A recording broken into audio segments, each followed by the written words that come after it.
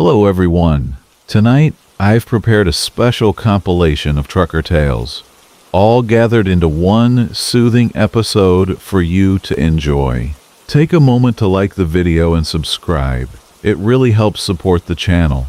Now, let's begin. The 13th mile, from Marcus. The needle had been dancing on empty for the last 40 miles, that little orange light glowing like a dying ember on my dashboard. My old Peterbilt's fuel gauge had always been a bit pessimistic, but tonight it felt different somehow, like it was trying to tell me something beyond just running low on diesel. The engine's steady rumble carried a subtle wheeze that hadn't been there when I'd left Phoenix, and each mile marker I passed seemed to stretch further apart than the last. Highway 191 cut through Arizona's high desert like a scar, winding between red rock formations that looked like sleeping giants in the moonlight. I'd driven this route dozens of times hauling electronics from Phoenix to Denver, but something about tonight felt off-kilter. The radio had gone to static 50 miles back, leaving me with nothing but the hypnotic thrum of 18 wheels on worn asphalt and the occasional ping of cooling metal in the engine compartment.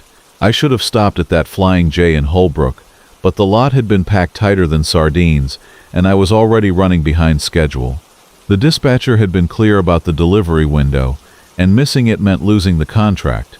So I'd pressed on, trusting in the Peterbilt's reputation for squeezing every last drop from the tank, even when the gauge screamed empty. The headlights carved a tunnel through the darkness ahead, illuminating the endless ribbon of road and the ghostly shapes of sagebrush that dotted the landscape.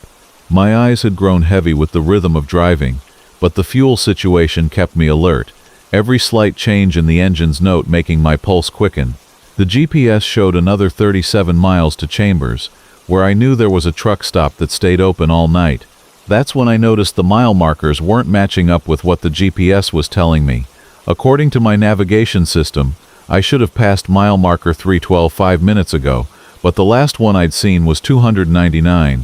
I rubbed my eyes, thinking maybe the long hours were playing tricks on me, but the next marker that slid past in the headlight beam read 300. Then, impossibly, the one after that read 300 as well.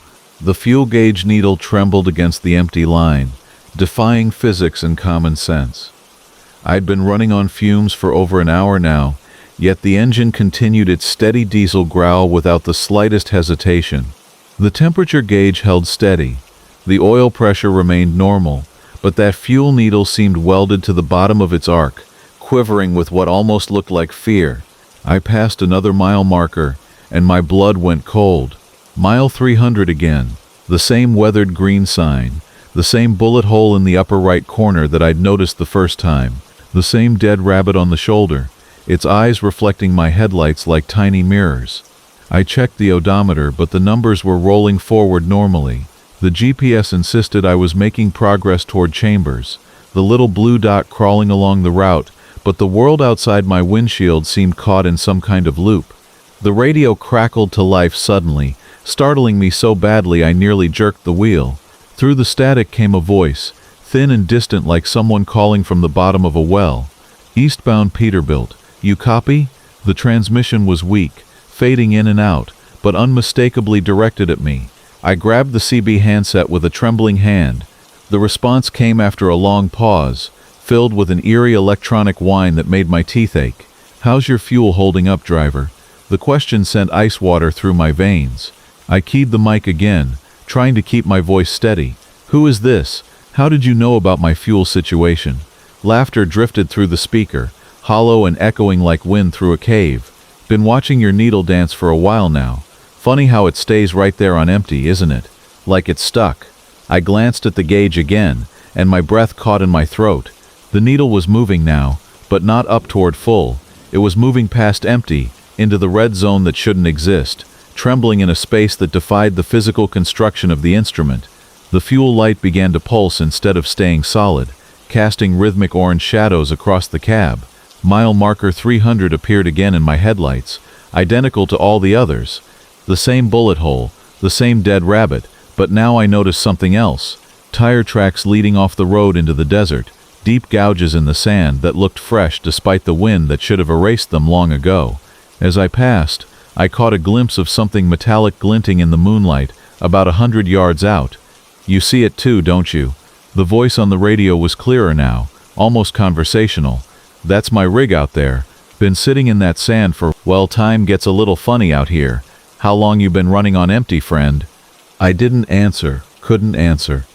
The fuel gauge needle was now pointing straight down, past any reasonable calibration, and the orange light had begun strobing faster. The engine's note hadn't changed, but I could swear I heard something else underneath it now, a sound like whispers or maybe wind through broken glass. The next mile marker read 301, then 302, then suddenly jumped back to 300. The pattern was breaking down, becoming erratic, like a record with a scratch that kept getting worse. The GPS had given up entirely, showing only a blank screen with the words "location not found" flashing in red letters. The thing about running on empty, the voice continued, is that empty's not really empty. There's always a little left in the tank, a few drops that keep you going just a little further. But what happens when you go past empty? When you burn through that last reserve and keep on driving? I wanted to stop, to pull over and walk away from the truck, but my hands wouldn't obey. They stayed locked on the steering wheel, following the road's gentle curves, while my mind screamed protests. The fuel gauge needle had begun to spin now, rotating slowly clockwise like the hand of a clock counting down to midnight. The headlights illuminated something new ahead, another truck parked on the shoulder, its hazard lights blinking in a slow, hypnotic rhythm. As I drew closer, I could see it was identical to mine, the same blue Peterbilt, with the same dent in the right fender that I'd gotten backing into a loading dock in Tucson, the same license plate, the same company logo on the doors. That's the funny thing about highway loops, the radio voice said, and now I could see where it was coming from. A figure sat in the cab of the parked truck, silhouetted against the dome light, holding a CB microphone. Sometimes they're not just geographical, sometimes they're temporal, sometimes they're something else entirely. The fuel gauge needle completed its rotation and began another, picking up speed. The pulsing orange light strobed faster, casting crazy shadows that seemed to move independently of their sources. The engine's whisper had become a chorus now, voices speaking in languages I didn't recognize, telling stories I didn't want to understand. Mile marker 300 flashed past again, but this time there were 2 dead rabbits on the shoulder, then 3, then a dozen, their eyes reflecting my headlights like a constellation of tiny stars. The tire tracks leading into the desert had multiplied too, dozens of paths carved by dozens of trucks, all leading to the same metallic glint in the moonlight. I pressed the accelerator, trying to break free of whatever was holding me, but the speedometer needle began the same slow rotation as the fuel gauge. The odometer numbers started spinning backward, counting down instead of up. The GPS screen now showed only static, white noise made visible. "Welcome to mile 300, the voice on the radio said, and now it sounded like my own voice, tired and defeated. Population, however many drivers thought they could make it to Chambers on empty. Don't worry about the fuel gauge. It doesn't matter much anymore. Time to pull over and join the rest of us." But something in me rebelled against that suggestion, some core of stubbornness that had gotten me through 20 years of long-haul driving. I reached for the CB and switched it off, cutting the voice mid-sentence. I covered the fuel gauge with my hand, blocking the sight of that impossibly spinning needle. I fixed my eyes on the road ahead and spoke aloud to myself, my voice cutting through the whispers like a knife. "I am driver 347521, Marcus Chen, licensed commercial operator in 48 states. I am hauling electronics from Phoenix to Denver on Highway 1. The next town is Chambers, Arizona, and I will reach it in 36 miles. The mile marker that appeared in my headlights read 31. The whispers faded to a murmur. "The roads between." From Marcus. The GPS died somewhere outside Bakersfield, its screen flickering once before going permanently black, leaving me with nothing but the soft rumble of my Peterbilt's engine and a crumpled gas station map I'd picked up 300 miles back. The map showed the usual web of interstates and highways, but as I spread it across my steering wheel during a brief rest stop, I noticed something odd. There were roads marked on it that I'd never seen before, thin red lines threading between the major routes like capillaries in a vast circulatory system. I'd been driving these California routes for 15 years, hauling everything from produce to electronics up and down the coast, and I thought I knew every shortcut, every truck stop, every way station between San Diego and Sacramento. But here on this weathered paper purchased for $2 from a rack that looked like it hadn't been restocked since the Clinton administration were dozens of roads I'd never noticed.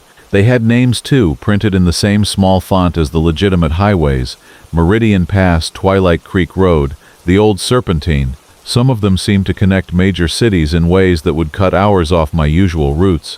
The rain had been falling steadily since sunset, a gentle percussion against my windshield that mixed with the rhythmic sweep of the wipers to create something almost hypnotic.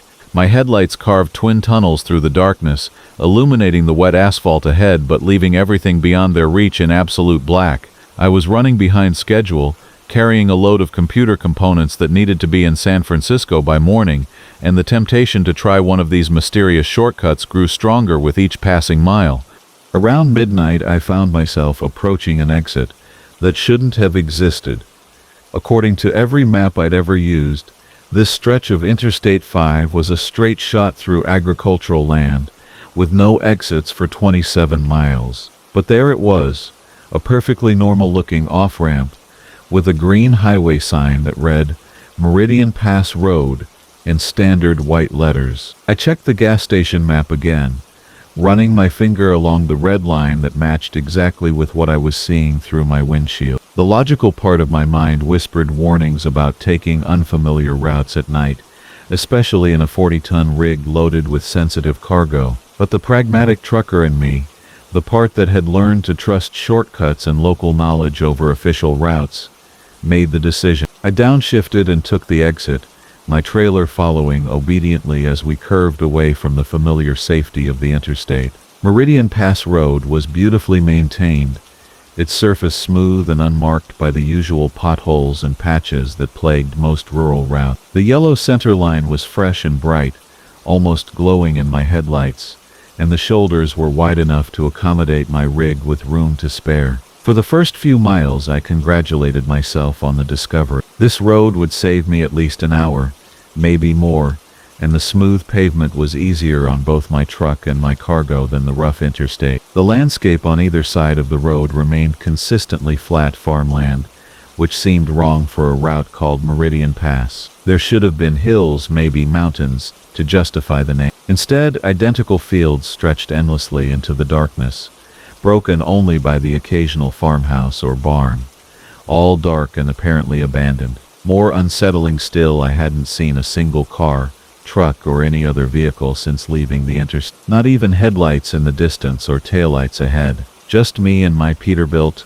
alone on this perfect road to nowhere. The radio had been playing classic rock when I took the exit, but somewhere along the way, the signal had faded to static without me noticing. When I reached over to find another station, the scan function couldn't locate anything, just cycling endlessly through empty frequencies. Even the CB radio, usually alive with chatter from other drivers, was completely silent. I tried calling out a few times, using the standard channel 19, but received no response. It was as if I'd driven into some kind of dead zone where radio waves simply couldn't penetrate. My fuel gauge showed 3/4 full, more than enough to reach San Francisco even if this route proved longer than expected. But when I glanced at my odometer, I realized I'd been driving for over 2 hours since taking the exit. According to the map, Meridian Pass Road should have reconnected with a major highway within 50 miles. At my current speed,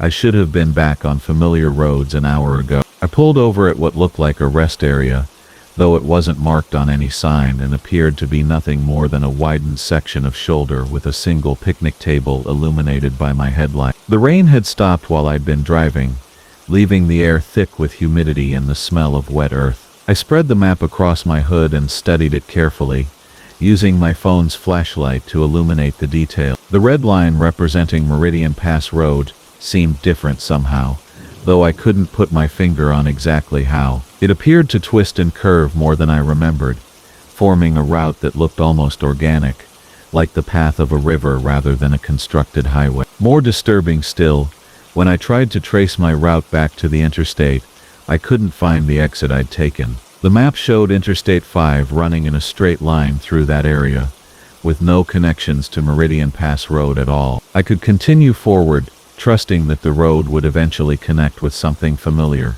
Or I could turn around and try to find my way back to the interstate, though the idea of retracing 2 hours of driving made my schedule even more impossible. As I sat there in the driver's seat, engine idling quietly, I noticed something that made my decision for me. In my mirrors, the road behind me was gone. Not blocked, not dark, simply not there. Where the smooth asphalt had been moments before, my mirrors now showed an unbroken expanse of grassland stretching back into the darkness.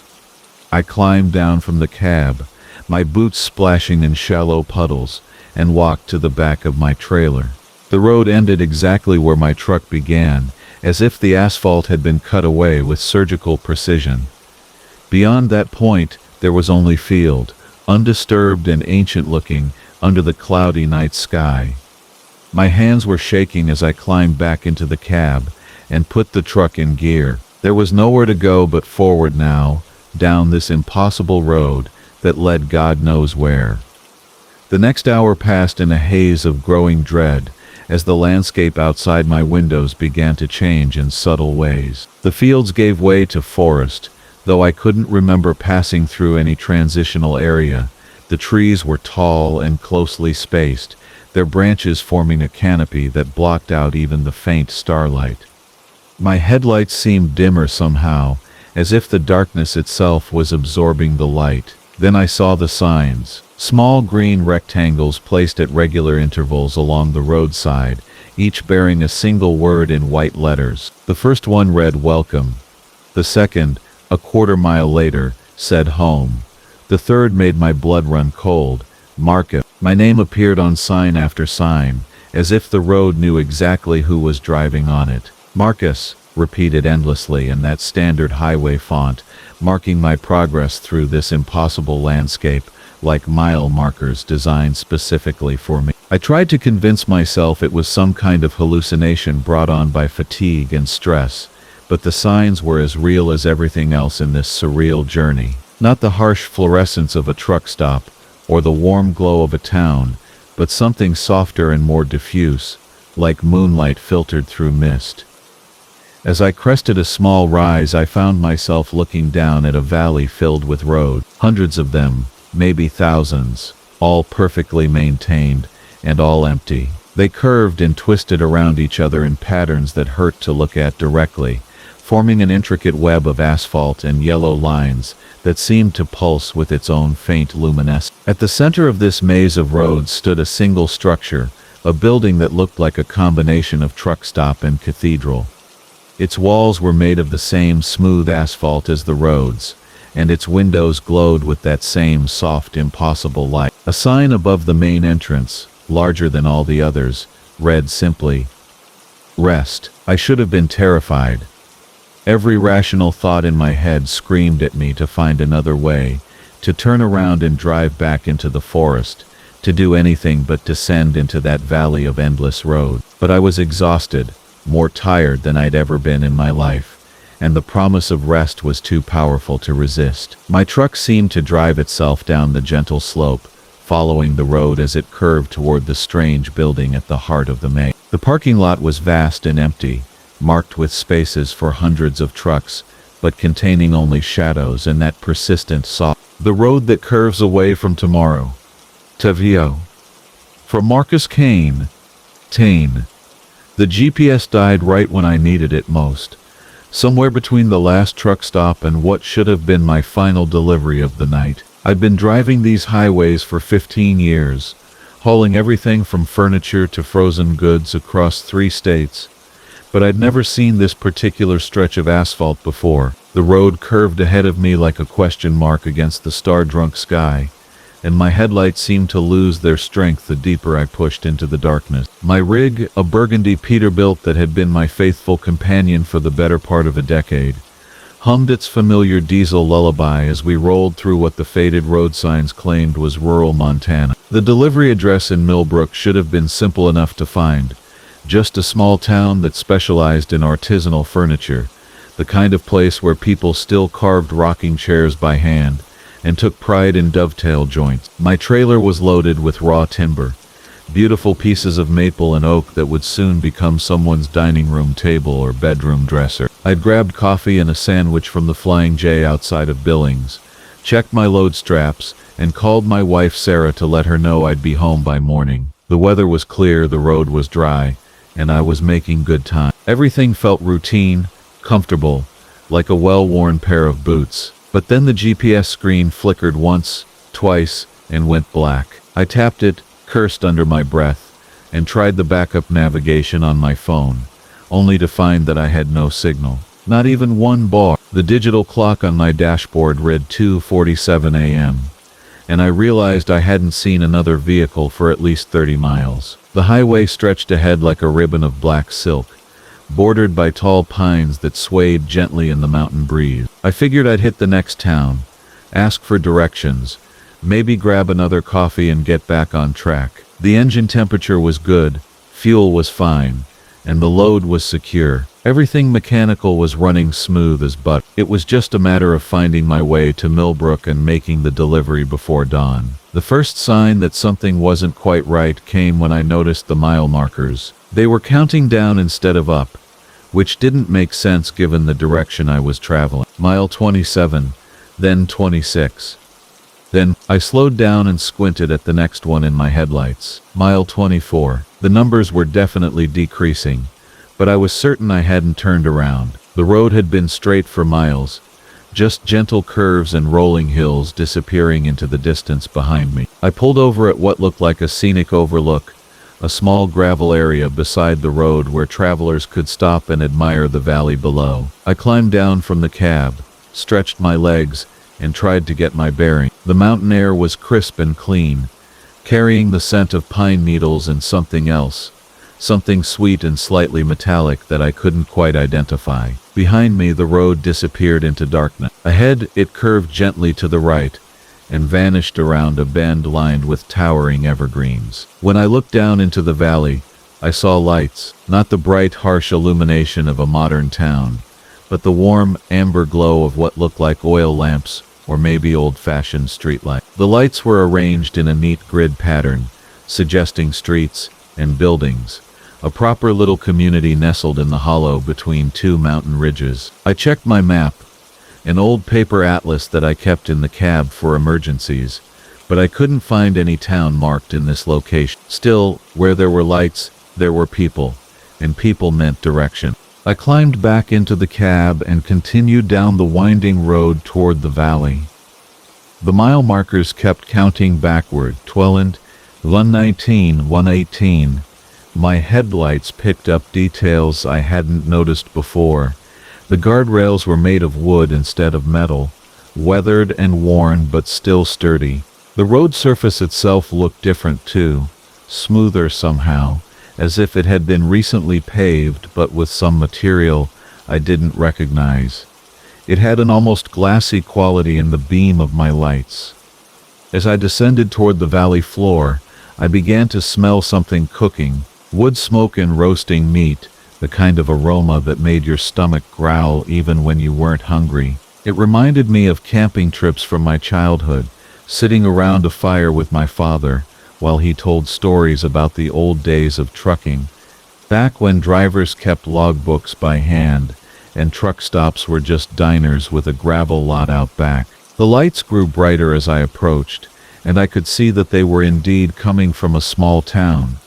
Victorian-style buildings lined both sides of what appeared to be a main street, their windows glowing with that same warm, amber light. Everything looked well-maintained but somehow timeless, as if the town existed in a pocket of the past that had been carefully preserved against the march of modern progress. The buildings around me were beautiful, with ornate woodwork and detailed craftsmanship that you didn't see much anymore. There was a general store with a hand-painted sign, a small hotel with a wraparound porch, and what appeared to be a blacksmith shop, complete with an anvil visible through the open doorway. Everything was perfectly maintained, but there wasn't a soul in sight. I climbed down from the cab and walked toward the general store, hoping to find someone who could give me directions. The windows were lit, and I could see shelves stocked with goods, but when I tried the door, it was locked. I knocked and called out, but there was no answer. The same situation repeated itself at the hotel,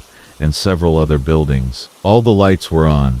Everything looked open and welcoming, but no one was home. No telephone poles, no electrical cables, no modern infrastructure of any kind. Yet every building was brightly lit, and when I pressed my face to the windows, I could see electric fixtures, ceiling fans, even what looked like a television playing in the hotel lobby, though there was no sound. I walked back toward my truck, planning to continue through town and hopefully find the main highway on the other side. But when I reached the Peterbilt, I stopped cold. The fuel gauge, which had shown 3/4 full when I'd gotten out, now read completely empty. The warning light glowed amber on the dashboard, and when I turned the key, the engine turned over but wouldn't start. The fuel tank was bone dry.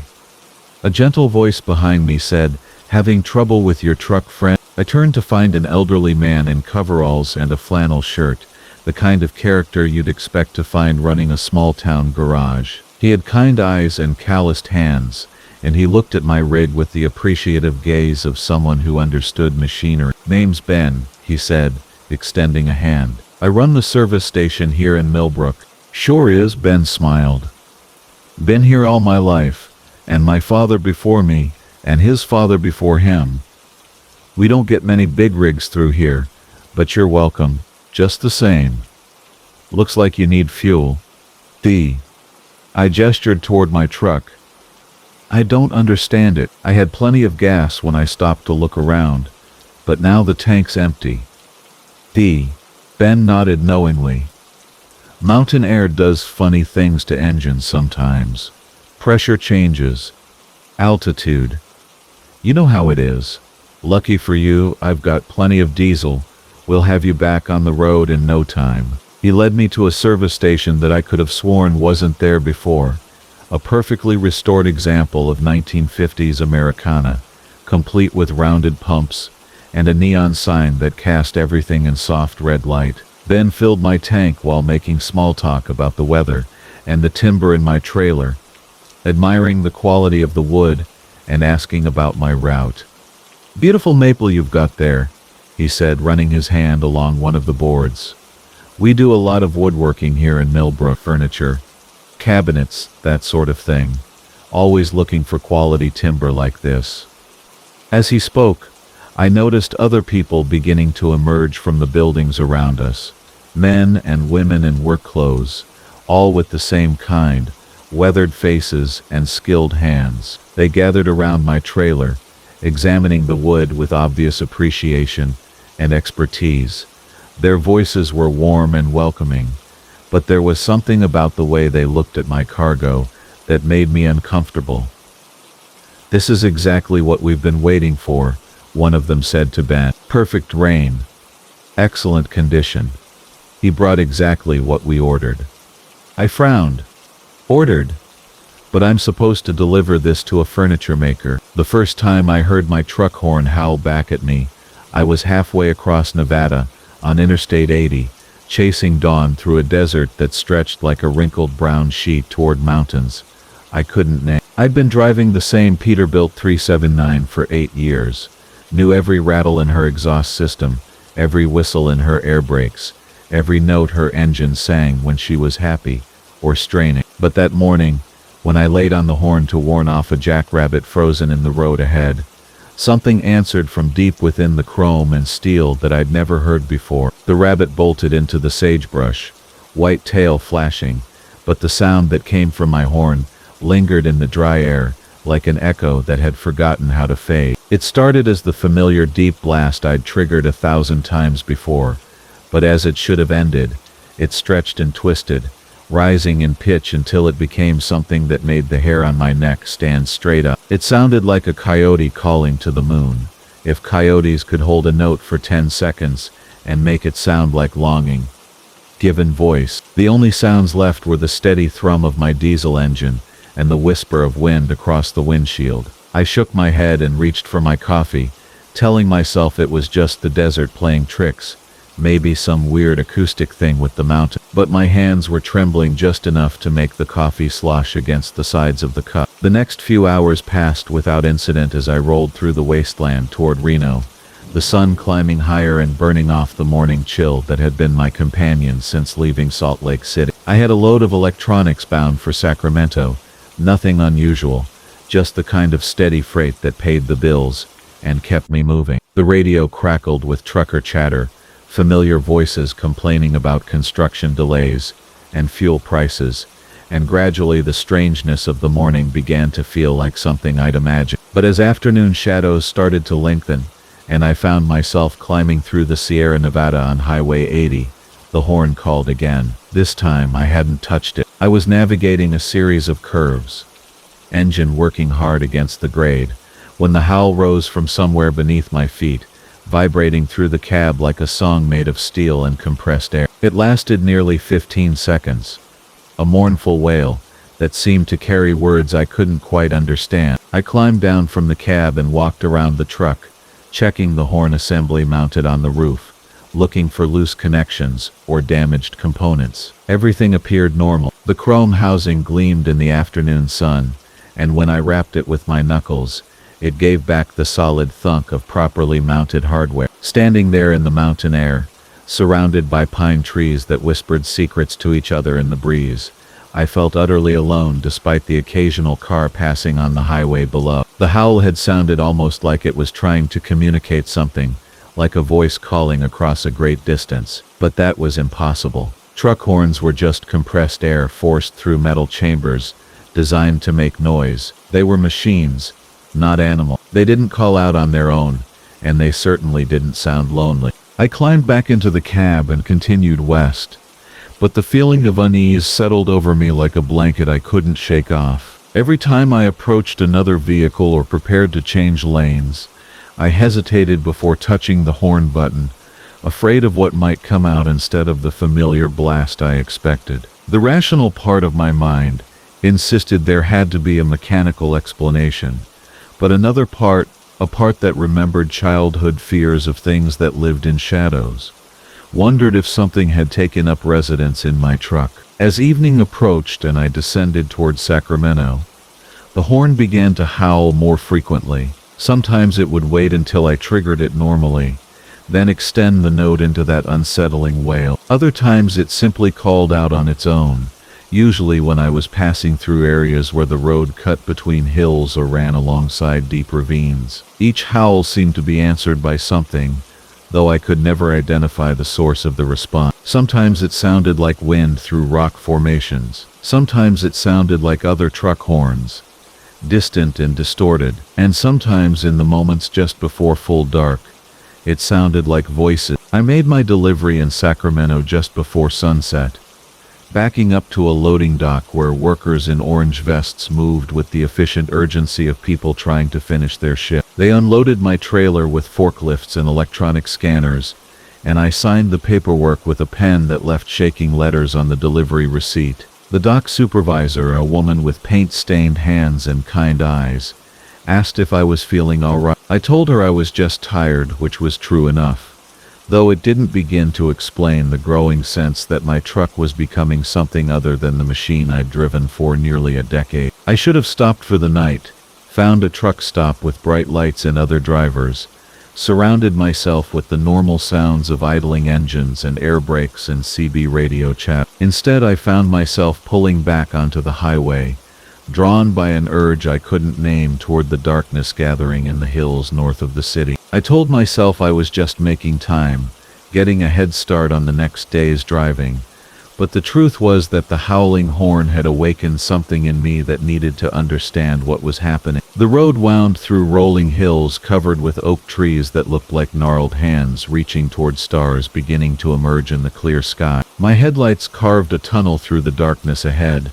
and the familiar rumble of the engine became a lullaby that should have been comforting but instead felt ominous. The horn called out every few miles now, long mournful notes that seemed to echo off invisible walls, and each time I found myself holding my breath, waiting for the answer that always came. I was climbing a long grade through a canyon where the road ran beside a creek I couldn't see but could hear murmuring in the darkness below. The horn let out its longest howl yet, a sound so full of yearning that it made my chest ache, and this time the answer came not as wind through rocks or distant echoes, but as the clear sound of another truck horn, close enough that I should have been able to see the vehicle's light. But the road ahead and behind me was empty, and the darkness between the trees held nothing but shadows. The answering horn called again, and I realized it was coming from below, from the direction of the creek. It was the sound of a truck horn, but muffled and strange,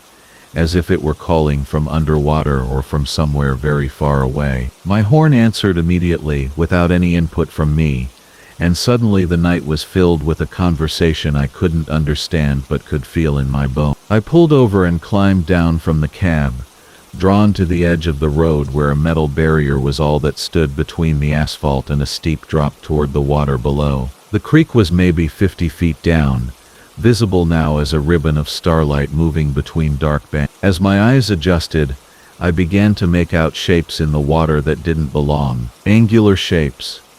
Metal shapes. The ghostly outline of what might have been a truck cab, tilted at an impossible angle, chrome catching starlight like scales on some sleeping creature. The horn above my head howled again, and this time I heard the answer clearly. It was coming from the wreck in the creek below, from a truck that might have missed this same curve days or weeks or months ago, gone through the barrier and rolled down the slope to rest in the water where no one would think to look for it. My horn was calling to its brother, and the other horn somehow was calling back. Instead, I found myself backing away from the edge, climbing into my cab, driving away into the night with my hands gripping the wheel so tightly my knuckles ached. Behind me, the two horns continued their conversation, growing fainter with distance but never quite fading completely. Even now, hours later and hundreds of miles away, I can still hear them in the back of my mind, calling to each other across the dark water. It works normally now, gives the same familiar blast it always has when I need to warn other drivers or announce my presence. But sometimes, in the quiet hours before dawn, when I'm driving through empty country with only the stars for company, I find myself listening for that otherworldly call, wondering if it will return, wondering what other conversations might be taking place in the darkness between machines that remember what it felt like to be. The Harvest Run, from Jake Morrison. The CB radio crackled with the usual late-night chatter as I guided my Peterbilt down Interstate 80, the engine's steady rumble mixing with the soft patter of Nebraska rain against the windshield. 3 days into what should have been a straightforward haul from California to Chicago, and I was finally making decent time despite the weather that had been dogging me since Denver. The wipers swept methodically across my view, their rhythm almost hypnotic in the darkness, clearing away the persistent drizzle that made the highway gleam like black glass under my headlights. I'd been driving long haul for nearly 15 years, and this job had all the hallmarks of easy money. The client, Meridian Agricultural Solutions, had paid premium rates for what they described as specialized organic produce, requiring temperature-controlled transport, no questions asked, no inspections required, just maintain the cargo bay at exactly 38 degrees, and deliver to a processing facility on Chicago's south side. The kind of no questions asked premium that usually meant the client valued discretion above all else. And I'd learned not to pry too deeply into such arrangements. Money was money, and my mortgage didn't care about the specifics of my cargo. The refrigeration unit hummed steadily behind me, a constant mechanical heartbeat that I'd grown accustomed to over the years of hauling everything from frozen vegetables to pharmaceutical supply. But tonight, something about that familiar sound seemed different, almost organic in its rhythm, rising and falling like the breathing of some vast sleeping creature. I chalked it up to 3 days of minimal sleep and too much truck stop coffee, the kind of auditory hallucination that came with extended solitude on the darkened highway. Around midnight, somewhere between Grand Island and Lincoln, the first unusual smell reached me through the cabin's ventilation system. It wasn't the expected scent of produce, even exotic organic variety. Instead, it carried hints of rich earth and something metallic, almost iron-like, mixed with an underlying sweetness that seemed to coat the back of my throat. I adjusted the cabin's air circulation, assuming the refrigeration unit had developed a minor leak, but the odor only seemed to intensify as the miles passed beneath my 18-wheel. The rain began falling harder, drumming against the trailer's aluminum walls with increasing intensity, and I found myself turning up the radio to mask the sound. But underneath the country music and late-night talk shows, I could swear I heard something else. A soft scratching or rustling that seemed to come from the cargo area. Settling cargo wasn't unusual, especially with the road conditions, but this sound had an almost deliberate quality, as if something back there was moving with purpose, rather than simply shifting with the truck's motion. By 2 in the morning, I'd pulled into a rest stop outside of Lincoln, more to stretch my legs and clear my head than out of any real need for a break. The parking lot was nearly empty, just a few other trucks scattered across the wet asphalt like sleeping giants. I walked around to the back of my trailer, my boots splashing through puddles as rain continued to fall steadily from the overcast sky. The refrigeration unit was running normally, its compressor cycling on and off with mechanical precision, but as I stood near the trailer's rear doors, I could distinctly hear that rustling sound, now accompanied by what sounded almost like whispered conversation. I pressed my ear against the cold metal doors,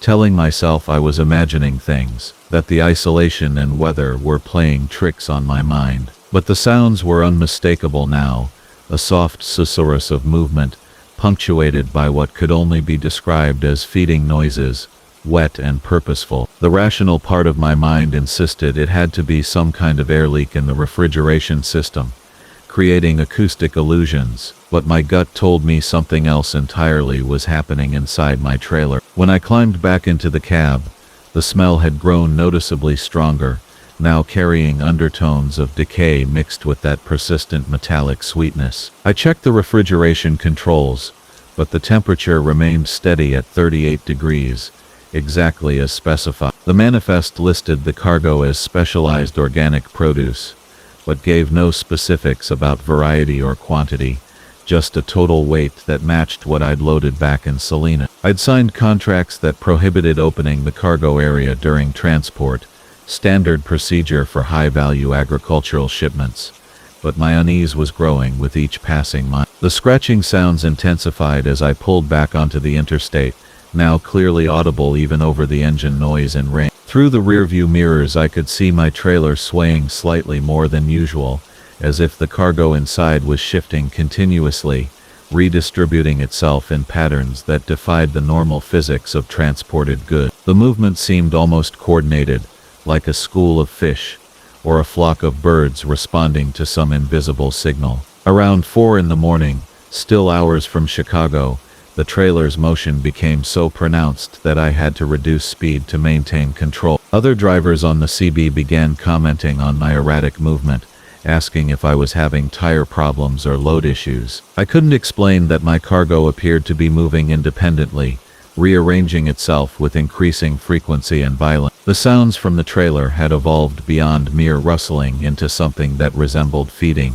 wet smacking noises, punctuated by what sounded disturbingly like satisfied sighs. The smell in the cabin had become nearly overwhelming, a cloying mixture of organic decay and that metallic sweetness that now reminded me of blood mixed with overripe fruit. I rolled down the windows despite the rain, desperately trying to clear the air, but the odor seemed to follow me, clinging to my clothes and skin like some invisible residue. My hands were shaking on the steering wheel, and I found myself checking the mirrors obsessively, expecting to see something impossible behind me. As dawn began to lighten the eastern sky, painting the storm clouds in shades of gray and pale yellow, I finally reached the outskirts of Chicago. The delivery address led me through increasingly industrial neighborhoods, past abandoned factories and empty lots, until I found myself at a sprawling complex surrounded by high chain-link fences, topped with razor wire. The sign read Meridian Processing Facility,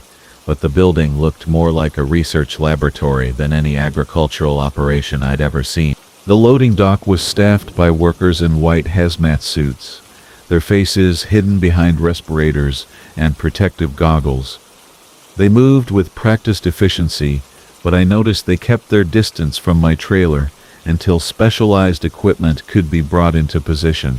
As they began the unloading process, I caught glimpses of the cargo through the open doors, and what I saw defied everything I understood about produce transportation. The trailer was filled with what looked like enormous seed pods, each the size of a watermelon, their surfaces glistening with moisture and pulsing with subtle internal movement. As the workers carefully extracted each container, I could see that the pods had somehow grown during transport, their surfaces now showing intricate root systems that had spread throughout the cargo area. The metallic smell I'd been detecting was indeed blood, but not from any injury or accident. The pods had been feeding, somehow drawing nutrients from the trailer itself, leaving behind corroded metal and organic residue. I signed the delivery receipt with trembling hands, desperate to be away from that place, but as I prepared to leave, one of the hazmat-suited workers approached my cab. Through the protective mask, I could barely make out human features, but the voice was clear enough, as it handed me an envelope thick with cash, far more than my contracted fee. "Meridian has another shipment ready in 2 weeks," the muffled voice said. "Same route, same condition. Your discretion has been noted and appreciated. We hope you'll consider making this a regular arrangement." I drove away without responding, but as I merged back onto the interstate, I found myself calculating the road times and profit margins almost against my will. The money would solve a lot of problems, and really what harm had been done. The cargo had been delivered safely, my truck was undamaged, and I'd fulfilled my contract obligations exactly as specified. But late at night when I'm alone in my cab with nothing but the highway stretching ahead, I still hear those sounds sometimes. That soft rustling and feeding noise that seems to come from empty spaces. And in my jacket pocket, that envelope remains unopened, its weight a constant reminder of opportunities that perhaps should never be taken, no matter how desperately they might be needed. Drivers discussing weather and routes and the mundane concerns of life on the road. But sometimes, in the spaces between voices, I swear I can hear something else calling, something that knows my name and remembers the taste of what I carried through that rainy Nebraska night. The Devil's Arithmetic. From Marcus Rivera. The GPS had been acting strange for the last 50 miles, flickering between satellite signals and showing roads that didn't match what I could see through my windshield. My 18-wheeler hummed steadily along the empty interstate, carrying a load of electronics from Phoenix to Denver, but somewhere in the high desert of Colorado, technology seemed to be failing me one piece at a time. The radio had gone to static an hour ago, my cell phone showed no bars, and now the mile markers were becoming increasingly difficult to read in the amber glow of my headlight. I'd been driving long haul for 15 years, and these mountain passes held no mystery for me anymore, or so I thought. The familiar weight of my rig, a 2018 Freightliner Cascadia that I'd nicknamed Big Martha, provided comfort as we climbed through the darkness. The engine's diesel heartbeat was steady and strong, a mechanical lullaby that had carried me across countless miles of American highway. Tonight felt different though,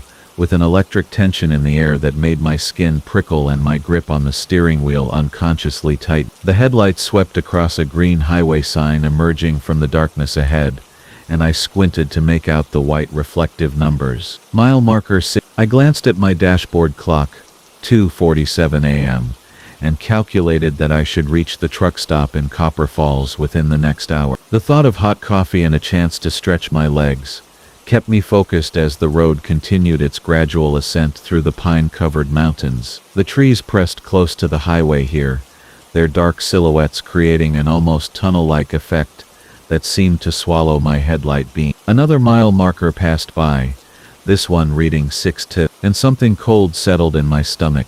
I found myself counting along with the numbers, an old habit from my early driving days when staying alert meant playing mental games with road signs and license plates. The anticipation of seeing 666 began to gnaw at me, though I couldn't explain why. It was just a number, after all, assigned by some highway department engineer decades ago without any thought to superstition or folklore. The road curved gently to the left, following the natural contours of the mountain, and there it was, mile 6. The sign stood slightly askew, as if it had been damaged and hastily repaired, the numbers appearing somehow darker than they should have been in the wash of my headlight. As I passed beneath it, every piece of electronic equipment in my cab suddenly died. The dashboard lights went black, the engine computer shut down, and Big Martha began to lose power in a way that defied everything I knew about diesel mechanics. I managed to guide the dying truck onto the narrow shoulder, the air brakes hissing their final breath as we came to a complete stop. The silence that followed was absolute and unnatural, lacking even the small sounds of cooling metal or settling cargo that should have accompanied our halt. I tried the ignition, but nothing responded. No click, no whir, no sign that electricity had ever flowed through the truck's system. The darkness outside seemed to press against the windows like a living thing, and I realized that even the faint glow from distant cities that usually painted the mountain horizons was completely absent. I reached for my flashlight, one of the few items in my cab that didn't depend on the truck's electrical system, and clicked it on. The beam seemed weaker than it should have been, as if the very air was absorbing the light before it could travel more than a few feet. Through the windshield, I could see that we had stopped in what appeared to be a small clearing, though I didn't remember seeing any break in the forest canopy as I approached the mile marker. Pine trees surrounded us on all sides, their branches swaying slightly in a breeze that I couldn't feel inside the cab. The temperature began to drop rapidly, my breath starting to fog in the still air of the cabin. I grabbed my jacket from the sleeper berth and pulled it on, wondering if the truck's heating system failure was somehow connected to the complete electrical shutdown. Outside, a sound like wind chimes began to drift through the forest, though I could see no source for the metallic tinkling that seemed to come from all directions at once. The melody, if it could be called that, was discordant and somehow wrong, hitting notes that made my teeth ache and my spine stiffen with instinctive unease. The screen remained black, and when I held down the power button, nothing happened.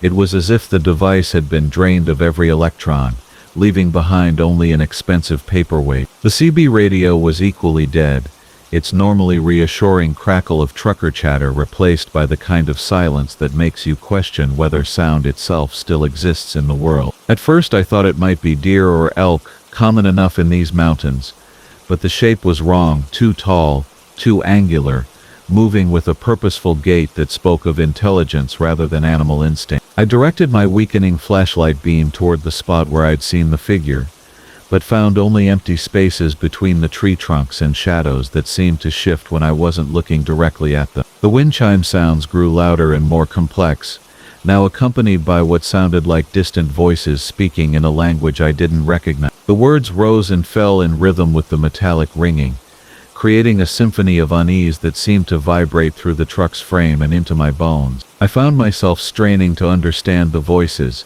leaning forward in my seat as if proximity might somehow grant me comprehension of their alien syllable. Looking through the passenger side mirror, I could see the familiar green sign standing about 50 feet ahead of my truck, exactly where it should be if I were approaching it for the first time. The white number 666 gleamed in what little light my flashlight could provide, and I realized with growing horror that somehow, impossibly, we had moved backward along the highway without any sensation of motion. I fumbled for the door handle, thinking that I might need to step outside and physically inspect the truck to understand what was happening, but the metal was so cold it burned my palm through my glove. More importantly, some deep survival instinct screamed at me not to leave the relative safety of the cab, not to expose myself to whatever waited in the darkness beyond my headlight. The voices in the forest were getting closer, and now I could make out individual words in what sounded like Latin, though pronounced with an accent that suggested the speakers had never possessed human vocal cords. The truck began to rock gently,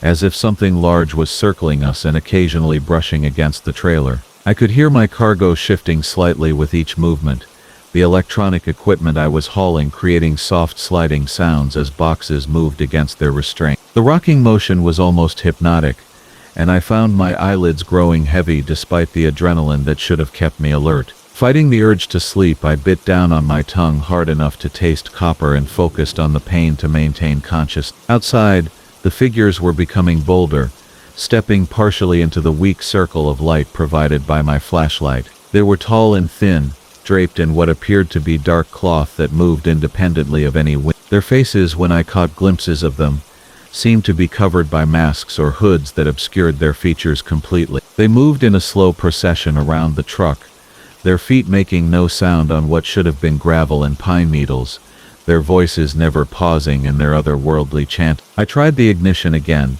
pumping the accelerator and turning the key with desperate force. But Big Martha remained as dead as a tombstone. The fuel gauge, even though the dashboard was dark, seemed to show empty in my imagination, though I knew I'd filled up less than 200 miles ago. Time had become elastic and unreliable. My watch had stopped at exactly 2:47, the same moment when I'd passed under the mile marker, and I had no way of knowing whether minutes or hours had passed since. The figures completed another circuit of the truck, and as they passed in front of the windshield, I caught sight of something that made my blood freeze. The lead figure turned its head toward me, and beneath the hood I saw not a face but a swirling darkness that seemed to contain stars, not the friendly stars of Earth's sky, but cold, distant points of light that belonged to some alien constellation. The thing raised what might have been a hand in my direction, and suddenly every piece of electronic equipment in the truck surged back to life. The dashboard lit up like a Christmas tree, the radio blasted static at maximum volume, and the engine roared to life with such violence that the whole rig shuddered. I didn't question the miracle, I simply threw the transmission into drive and pressed the accelerator to the floor. Big Martha responded like she'd been shot.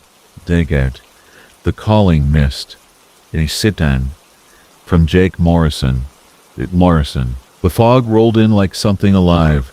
That October night, thick fingers of gray mist, creeping across Highway 287 as I pushed my Peterbilt through the Colorado mountains. I'd been driving these routes for 15 years, hauling everything from livestock to lumber, and I thought I knew every twist and turn of asphalt between Denver and the Wyoming border. But this fog, this was something different entirely, something that seemed to have its own intentions as it swirled around my headlights and pressed against the windshield like curious hands. My CB radio crackled with static, occasional fragments of other drivers' voices cutting through the white noise. Can't see more than 10 feet, came through clearly, followed by another voice warning about accidents ahead. I reached for the radio handset, intending to check in with dispatch about my delivery schedule, but all I got was dead air punctuated by an odd humming sound that seemed to pulse in rhythm with something I couldn't quite identify. The dashboard clock read 2:17 a.m., and I had another 6 hours of driving ahead of me, assuming the weather didn't get worse. I slowed to a crawl, my engine's rumble the only sound keeping me company, as the mist seemed to absorb every other noise from the world outside. No wind through the trees, no distant traffic, no night birds calling from the forest that lined both sides of the highway. Just the steady thrum of my diesel engine and the soft whoosh of air through the cab's ventilation system. That's when I first noticed the pull. It started as nothing more than a slight resistance in the steering wheel, as though I was driving through thick mud instead of mountain air. My hands tightened on the wheel instinctively, years of experience telling me something wasn't quite right, even before my conscious mind caught up. The fog pressed closer against the windshield, and I could swear I saw shapes moving within it, darker patches that seemed to shift and flow with purpose, rather than the random patterns of normal weather. I tried the radio again, hoping to reach another driver who might be experiencing the same phenomenon, but the humming sound had grown stronger, almost melodic now, like a lullaby played on instruments I'd never heard before. The sound seemed to come from all directions at once, not just from the radio speakers, but from the air itself, vibrating through the cab's metal frame and settling into my bones with each pulse. The pull on the steering wheel grew stronger, more insistent, as though invisible hands were trying to guide my truck toward the shoulder of the road. I fought against it, keeping the Peterbilt centered between what I hoped were still the lane markers, though I couldn't see them through the thickening mist. My fuel gauge showed 3/4 full, plenty to get me through whatever weather system had moved in, but something deep in my gut told me this wasn't about fuel or schedules, or delivery deadlines anymore. The fog began to glow with a soft phosphorescent light that had no visible source, casting everything in an otherworldly blue-green radiance that made the familiar interior of my cab look alien and strange. The light seemed to pulse in time with the humming sound, growing brighter with each wave of that hypnotic melody, and I found my eyelids growing heavy despite the adrenaline coursing through my system. The pull on the steering wheel intensified, no longer subtle but demanding, trying to drag my 18-wheeler off the highway and into the forest beyond. I pressed harder on the accelerator, hoping to outrun whatever phenomenon had engulfed the mountain pass, but the fog moved with me, always staying just thick enough to block my vision, while that strange luminescence danced around the edges of my perception. Through the CB static, I began to hear voices, faint but unmistakably human, calling out in languages I didn't recognize. The voices were pleading, desperate, as though their speakers were lost in the mist, and begging for help that would never come. The temperature inside the cab began to drop despite the heater running at full blast, my breath forming small clouds that dissipated quickly in the recycled air. Ice crystals started forming on the inside of the windshield, creating intricate patterns that looked almost like writing in some ancient script. I reached for the defroster controls, but my hand stopped halfway there as I realized the patterns weren't random at all. They were moving, shifting, and reforming into new configurations that seemed to spell out messages I couldn't quite read but somehow understood on an instinctual level. The pull on the steering wheel became almost irresistible, and I found myself having to use every ounce of strength to keep the truck on the highway as the fog pressed in from all sides like a living thing trying to embrace me. My side mirrors showed nothing but that same eerie glow, the familiar red taillights of my trailer lost in the luminescent mist that seemed to move with intelligence and purpose. The voices from the radio grew clearer, more insistent, and I began to recognize words in English, mixed in with the foreign languages. Another voice joined in, deeper and more masculine but equally soothing. "We've been waiting for you, Jake. We've been waiting such a long time." The fact that they knew my name should have terrified me, but instead I felt an overwhelming sense of peace starting to wash over me, a feeling that maybe pulling over wouldn't be such a bad idea after all. The fog seemed warm and welcoming now, promising rest and comfort after so many years of long nights on empty highways. My foot eased off the accelerator without my conscious decision, and the truck began to slow as that phosphorescent mist swirled around us like a gentle embrace. But then my cargo shifted, with a loud crash from the trailer behind me, jerking me back to full awareness as boxes of machine parts slammed against the trailer walls. The sudden noise cut through the hypnotic spell like a physical blow, and I realized how close I'd come to giving in to whatever force was trying to lure me off the road. My hands were already turning the wheel toward the shoulder, my truck just feet away from the forest's edge where the fog seemed thickest and most inviting. I yanked the wheel back toward the center of the highway and floored the accelerator, my engine roaring in response as I fought to put distance between myself and whatever was lurking in that luminescent mist. The voices from the radio turned angry, pleading, shifting to demands and then to something that sounded almost like threats, though the words remained too distorted to make out clearly. The pull on the steering wheel became violent,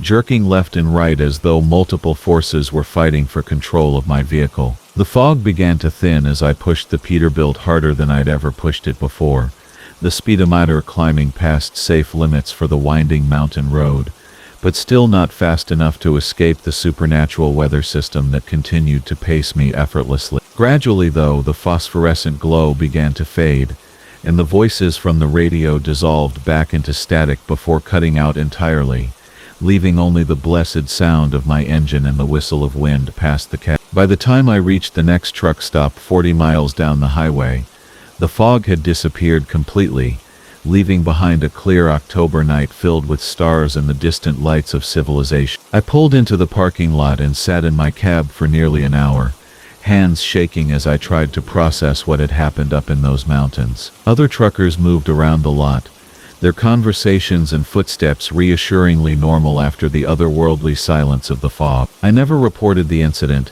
and I've never spoken about it to anyone until now. But sometimes on foggy nights when I'm driving through mountain passes, I'll catch a faint hint of that phosphorescent glow in my peripheral vision, and I'll hear the beginning notes of that hypnotic humming drifting through the radio static. When that happens, I grip the steering wheel tighter and keep my foot heavy on the accelerator, because I know that somewhere in the mist, those voices are still calling, still waiting patiently for the night when I might finally decide to pull over and come home. The Backwards Mind from Jake Holloway. The thing about driving 18-wheelers across the interstate at 3 in the morning is that your mind starts playing tricks on you, especially when you've been on the road for 11 hours straight, and the coffee stopped working about 50 miles back. The gentle rumble of my Kenworth's diesel engine had become a lullaby, the kind that makes your eyelids heavy and your thoughts drift like smoke. I was hauling a load of electronics from Phoenix to Denver, taking the lonely stretch of Highway 40 through the Colorado mountains, when I first noticed something wasn't quite right with the truck behind me. It had been following me for the better part of an hour, keeping a steady distance of maybe 200 yards, its red taillights glowing like angry eyes in my mirrors. At first I didn't think much of it. Truckers often convoy together on these desolate stretches, finding comfort in each other's company when the road stretches endlessly into the darkness. The CB radio crackled occasionally with distant chatter, but nothing from I tried raising him on channel 19, the trucker frequency, with a casual "How about that truck behind me?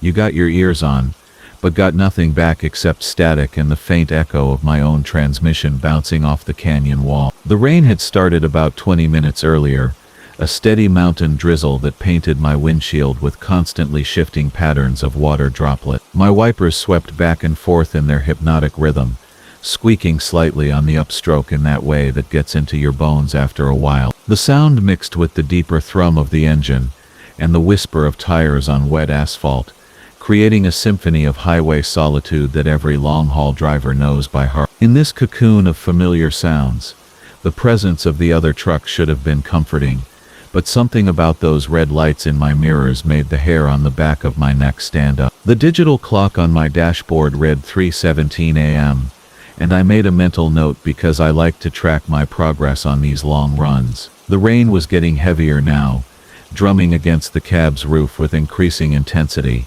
and I had to slow down as visibility decreased. My follower slowed down too, maintaining that exact same distance, those red lights never wavering, never getting closer or falling back. It was like we were connected by an invisible chain. 20 minutes later, when visibility improved and I picked up speed again, I passed mile marker 2047 for the second time.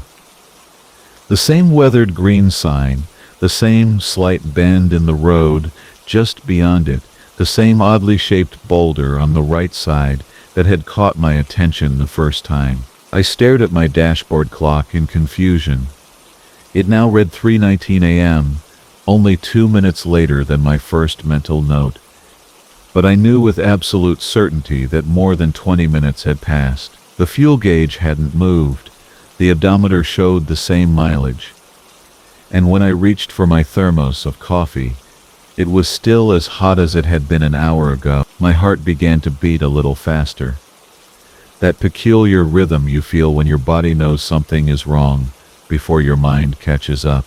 I glanced in my mirrors again, and those red lights were still there, unwavering, patient. I tried the CB radio again, this time with more urgency in my voice. Breaker 19. This is the Kenworth northbound. On 40, I need a copy from any truck in the area. Nothing but static answered me, though I could swear I heard something underneath the white noise. Something that might have been breathing, or might have been the wind, through the canyon. I watched my mirrors carefully, and that's when I saw it. The truck behind me wasn't moving forward at all. Its red taillights were facing me, glowing steady and bright, but the truck itself seemed to be traveling backward, keeping perfect pace with my forward motion. It was as if someone had filmed a truck driving normally, and then played the footage in reverse, except the lights never dimmed, or flickered, never showed any sign that this wasn't natural. I pressed harder on the accelerator, pushing my rig up to 70, then 75. The engine's growl deepened, and the rain-slicked road blurred past my windows, but in my mirrors, that impossible truck maintained its distance effortlessly. Those red lights burned like coals in the darkness, and now I could see more details in the brief moments when lightning illuminated the sky. It was definitely moving backward, its front end pointed away from me, but somehow keeping perfect pace with my forward speed. The whole thing defied every law of physics I understood yet there it was, reflected in my mirrors as clear as the road ahead. There was a sweet smell in the air, like flowers left too long in a vase, and the temperature had dropped enough that I could see my breath. When I looked in my mirrors now, the backward truck was closer, maybe 100 yards instead of 200, and I could make out a figure in its cab. The silhouette was wrong somehow, too tall and angular, and it seemed to be facing forward even though the truck was pointed away from me. Its head, at least I assumed it was a head, turned slowly in my direction, and even though I couldn't see its face through the rain and darkness, I felt its attention like a cold weight on my shoulder. I pulled over at what should have been a rest stop, but when I came to a complete halt, my engine idling, the backward truck stopped too, those red lights glowing patiently in the darkness behind me. When I tried to get out of my cab to confront whatever was happening, my door wouldn't open. The handle moved freely, but the door itself seemed sealed shut, as if the very air had turned solid around it. I was trapped in my own truck, watching impossible lights in my mirrors, while some presence in the backward cab watched me in return. The CB radio suddenly crackled to life, but instead of voices, it played music, an old country song from the 70s, the kind truckers used to listen to on 8-track tape. The melody was familiar, something about lonesome highways and endless nights, but the lyrics were wrong, talking about drivers who never reached their destinations, about roads that led backward through time, about red lights that guided lost souls home. The singer's voice was hollow and distant, as if it were coming from very far away, and underneath it I could hear that breathing sound again, slow and measured, and definitely not human. When I reached mile marker 2047 for the 6th time, though by now I had lost all sense of how long I'd been driving, or how many times I'd passed the same stretch of road, I realized that the backward truck was no longer just following me. Somehow, impossibly, I was following. The red lights I had been seeing in my mirrors weren't taillights at all.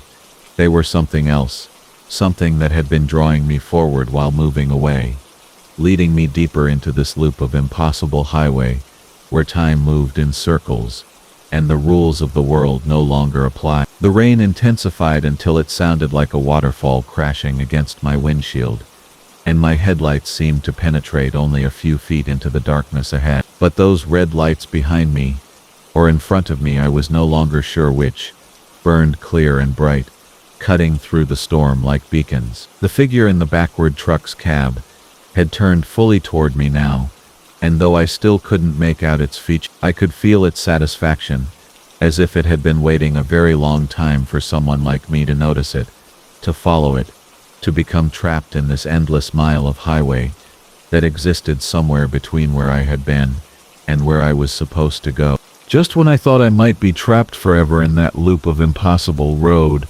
watching those hypnotic red lights while mile marker 2047 approached again and again like a recurring nightmare, I saw something different ahead. Another truck was approaching from the opposite direction, its headlights normal and reassuring, cutting through the rain like a promise of the real world. As it passed, I caught a glimpse of the driver, a middle-aged woman with kind eyes, who raised her hand in the universal trucker greeting. The CB radio crackled with her voice, clear and wonderfully ordinary. Eastbound Peterbilt to the Kenworth northbound. You got a good night for driving. Driver, keep the shiny side up. That simple, normal human contact seemed to break whatever spell had held me. The backward truck's red lights flickered once, twice, and then vanished entirely, leaving nothing in my mirrors but rain-swept darkness. My dashboard clock jumped forward to 43 a.m. My fuel gauge showed the proper amount of consumption, and when I looked ahead, I saw mile marker 2048 approaching exactly as it should. Behind me there was nothing but empty highway and the voice between frequencies, from Marcus Sullivan. The CB radio had been crackling with static for the better part of 3 hours as I drove through the Nevada desert. Nothing but the endless ribbon of Interstate 80 stretching ahead into the darkness. My Peterbilt's headlights carved through the night like twin beacons, illuminating the occasional tumbleweed or reflective road sign, but mostly just empty asphalt and the ghostly outlines of distant mountains. The radio's white noise had become a familiar companion on these long hauls, a constant whisper that somehow made the vast emptiness feel less lonely. I'd been driving trucks for nearly 2 decades, hauling everything from electronics to furniture across the western states, and the solitude had never bothered me much. There was something peaceful about the open road at night, the gentle rumble of the diesel engine, and the rhythm of miles clicking by on the odometer. But tonight felt different somehow, as if the darkness beyond my windshield held secrets that the daylight hours had kept hidden. The static on Channel 19 suddenly shifted, taking on a different quality that made me reach for the volume knob. Instead of the usual random bursts of interference, the white noise seemed to pulse with an almost musical cadence, like waves breaking against a distant shore. I turned up the volume slightly, thinking perhaps another driver was trying to break through with a transmission, but the pattern remained unchanged, a gentle ebb and flow of electronic whispers. It was around 2 in the morning when I first heard it, so faint that I initially dismissed it as my imagination playing tricks on me after too many hours behind the wheel. But as I listened more carefully, adjusting the squelch and fine-tuning the frequency, the sound became unmistakably clear, a child's voice singing softly within the layers of static, the melody barely audible above the electronic hiss. The voice was singing what sounded like a lullaby, though I couldn't make out the words clearly. It had the innocent, pure quality that only children possess, untouched by the harsh realities of the adult world. The singing would fade in and out with the static, sometimes clear for a few seconds before dissolving back into the white noise, as if someone was adjusting the transmission strength from somewhere far away. I checked my mirrors and glanced at the GPS display, confirming what I already knew, that I was in the middle of nowhere, at least 50 miles from the nearest town. The singing couldn't be coming from a local source, and children certainly wouldn't be awake and playing with radio equipment at this hour. Yet the voice continued, sometimes humming, sometimes singing fragments of melodies that seemed hauntingly familiar yet impossible to place. As I crested a small hill, my headlights swept across an old truck stop that appeared to be long abandoned, its neon signs dark and its parking lot empty except for a few pieces of scattered debris dancing in the desert wind. The building looked like it had been closed for years, its windows boarded up and its fuel pumps standing like silent sentinels in the darkness. But as I passed by, the child's voice in the static became suddenly clearer, as if the proximity to the old truck stop had somehow strengthened the signal. The singing was definitely a lullaby now, though sung in a language I couldn't identify, the words flowing together in a melodic pattern that seemed to bypass my conscious mind and speak directly to something deeper, something primal. The voice had an otherworldly quality that made the hair on the back of my neck stand up, not because it was frightening, but because it was so achingly beautiful and sad, like the echo of something lost long ago. I tried switching to other channels, but the voice followed me across the frequencies, always there in the static, sometimes faint and distant, other times so clear it seemed as if the child were sitting right there in the cab with me. The melody began to affect me in ways I couldn't explain, making me feel nostalgic for memories I'd never had, homesick for places I'd never been. The voice had become a companion in the night, and the thought of losing it to distance or atmospheric conditions filled me with an unexpected sense of loneliness that went beyond anything I'd ever experienced on the road. It was when I reached the outskirts of Winnemucca that the singing stopped abruptly, replaced by the normal static and occasional chatter from other truckers discussing weather conditions and road construction. The sudden silence felt like a physical loss, as if someone had just turned off a beautiful piece of music in the middle of a perfect note. I fiddled with the radio controls, cycling through channels and adjusting the antenna, but the child's voice had vanished as mysteriously as it had appeared. I pulled into a truck stop to fuel up and stretch my legs. still thinking about the strange transmission. While the diesel pumped, I struck up a conversation with another driver who was washing his windshield at the next island over. When I mentioned the child's voice and the static, his expression grew serious, and he glanced around nervously before leaning closer. He told me about Sarah Martinez, a 7-year-old girl who had disappeared from that abandoned truck stop I'd passed earlier, back when it was still operational 15 years ago. Her father had been a trucker, and she'd been traveling with him during summer vacation when she'd simply vanished from the restaurant while he was paying for their meal. Despite extensive searches by law enforcement and volunteers, no trace of her had ever been found, and her disappearance remained one of the area's most haunting unsolved mysteries. Local drivers had been reporting strange radio transmissions along that stretch of highway for years. The man continued. Always the voice of a child singing in the static, always in the early morning hours, when the atmospheric conditions were just right. Some claimed it was just interference from distant radio stations, but those who had heard it described the same hauntingly beautiful lullabies, the same sense of sadness and longing that seemed to reach across the airwaves, like a lost soul calling for help. I thanked him for the information and finished fueling, but as I prepared to continue my journey, I found myself reluctant to leave the area. The story of Sarah Martinez had affected me deeply, and the memory of that beautiful, lonely voice, singing in the static, felt like an unfinished conversation, a connection that had been severed too soon. As I drove away from Winnemucca, heading east toward Salt Lake City, I kept the CB radio tuned to channel 19, listening carefully to every fluctuation in the static. The normal sounds of the night surrounded me, the steady drone of the engine,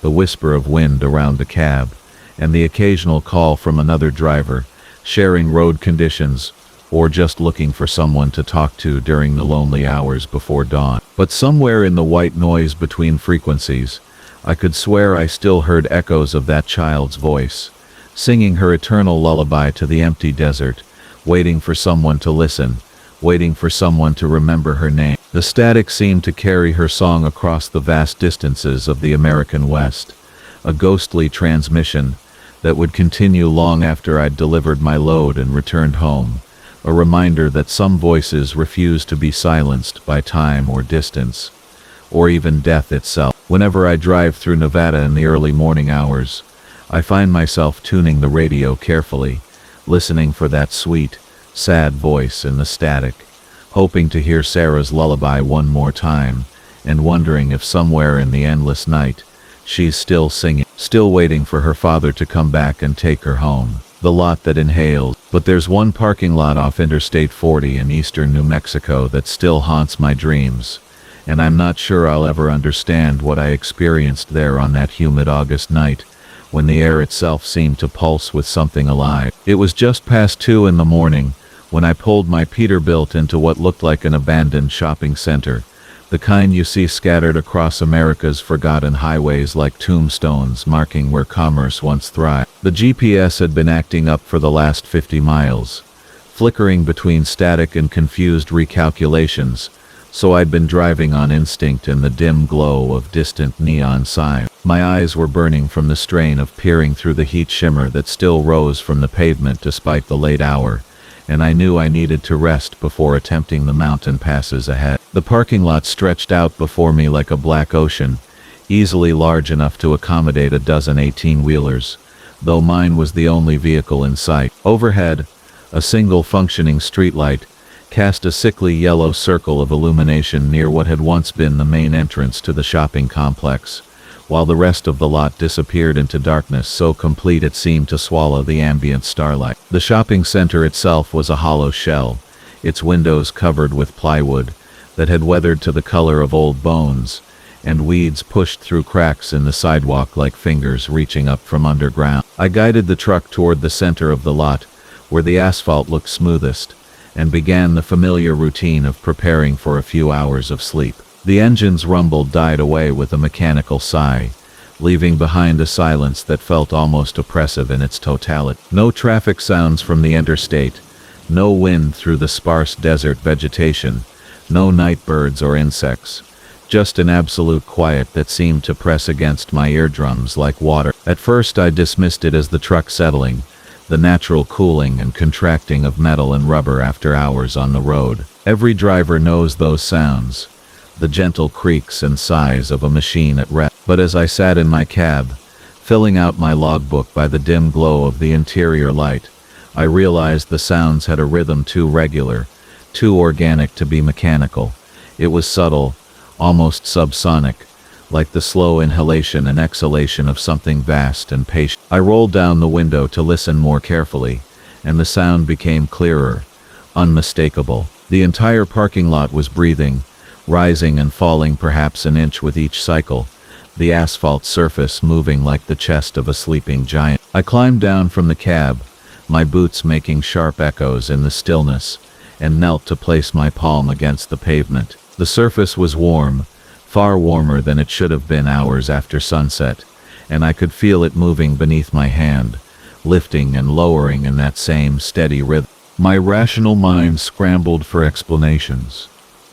Underground springs, perhaps, or some kind of geological instability, though I'd never heard of anything quite like this. But as I stood there in the yellow pool of streetlight, watching the shadows expand and contract with each breath, I felt a growing certainty that what I was witnessing was something far beyond the reach of geology textbooks. The breathing was getting stronger, more pronounced, and with it came other unsons that made my skin crawl. The air itself began to feel thick and humid, carrying an odd sweetness like overripe fruit mixed with something medicinal, antiseptic. When I looked back toward my truck, I could swear the vehicle was gently rocking with the motion of the lot, like a boat at anchor on a calm sea. The streetlight above flickered occasionally, and in those moments of darkness, I glimpsed something that made my blood run cold. During the brief intervals when the light failed, the darkness wasn't complete.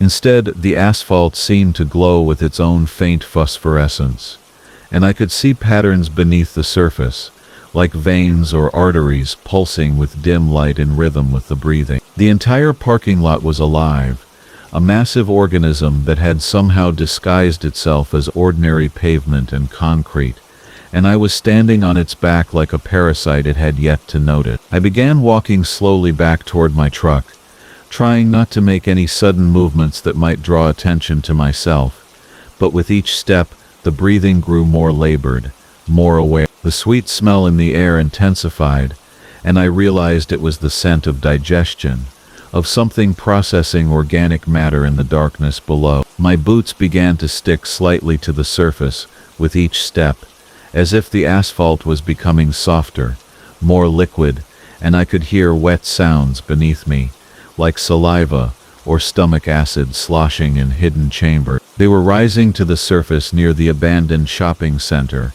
white shapes emerging from the black asphalt like flowers blooming in time-lapse photography. Bones of various sizes and species, some clearly from small animals, but others disturbingly larger, more complex in their architecture. They appeared and disappeared in waves, surfacing during each exhalation and sinking back down during each inhalation, as if the lot was regurgitating indigestible remnants of previous meals. The breathing became rapid and shallow, like a predator awakening from deep sleep, and the surface beneath my feet began to ripple and shift. I could feel it trying to soften, to become yielding and trap-like, but my momentum carried me forward toward the truck. Behind me, the bones were surfacing in greater numbers, creating a clicking, rattling symphony as they emerged and submerged in the breathing asphalt. I reached the Peterbilt and hauled myself into the cab, jamming the key into the ignition with shaking hand. The engine turned over once,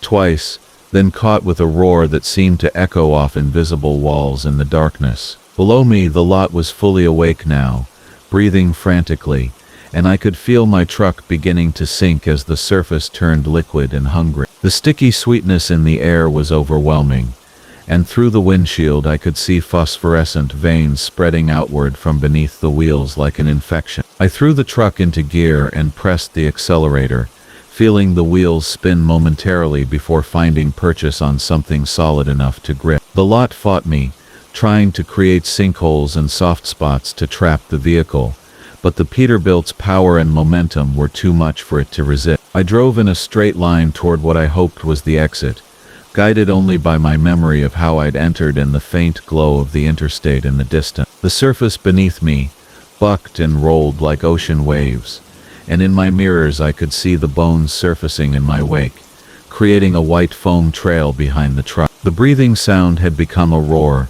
a sound like wind rushing through enormous lungs, and the smell was so intense I had to breathe through my mouth to keep from gagging. Just when I thought I might be trapped forever, riding the back of this massive creature in the New Mexico darkness, my tires hit the solid concrete of the interstate entrance ramp. I drove for 3 hours straight after that, not stopping until I reached a busy truck stop in Amarillo, where the parking lot was reassuringly solid and crowded with other drivers. I never reported what I'd experienced, knowing how it would sound to anyone who hadn't been there, but I did some research when I got home. The shopping center had been built in 1987 on what had once been a small lake fed by underground spring. The lake had been drained and filled, but the project had been abandoned when construction crews reported equipment mysteriously disappearing overnight, and several workers claimed they could hear something large moving beneath the filled dirt. I still drive that stretch of Interstate 40,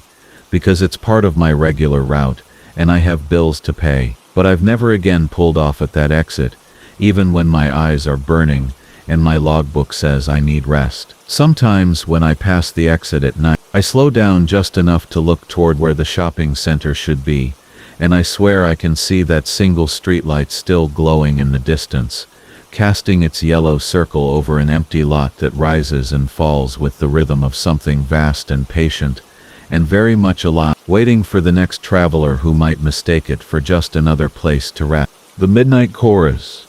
Hum, ruckus. The gentle hum of my Peterbilt's engine had been my lullaby for the past 14 hours, carrying me through the winding highways of rural Oregon, as rain drummed a steady rhythm against my windshield.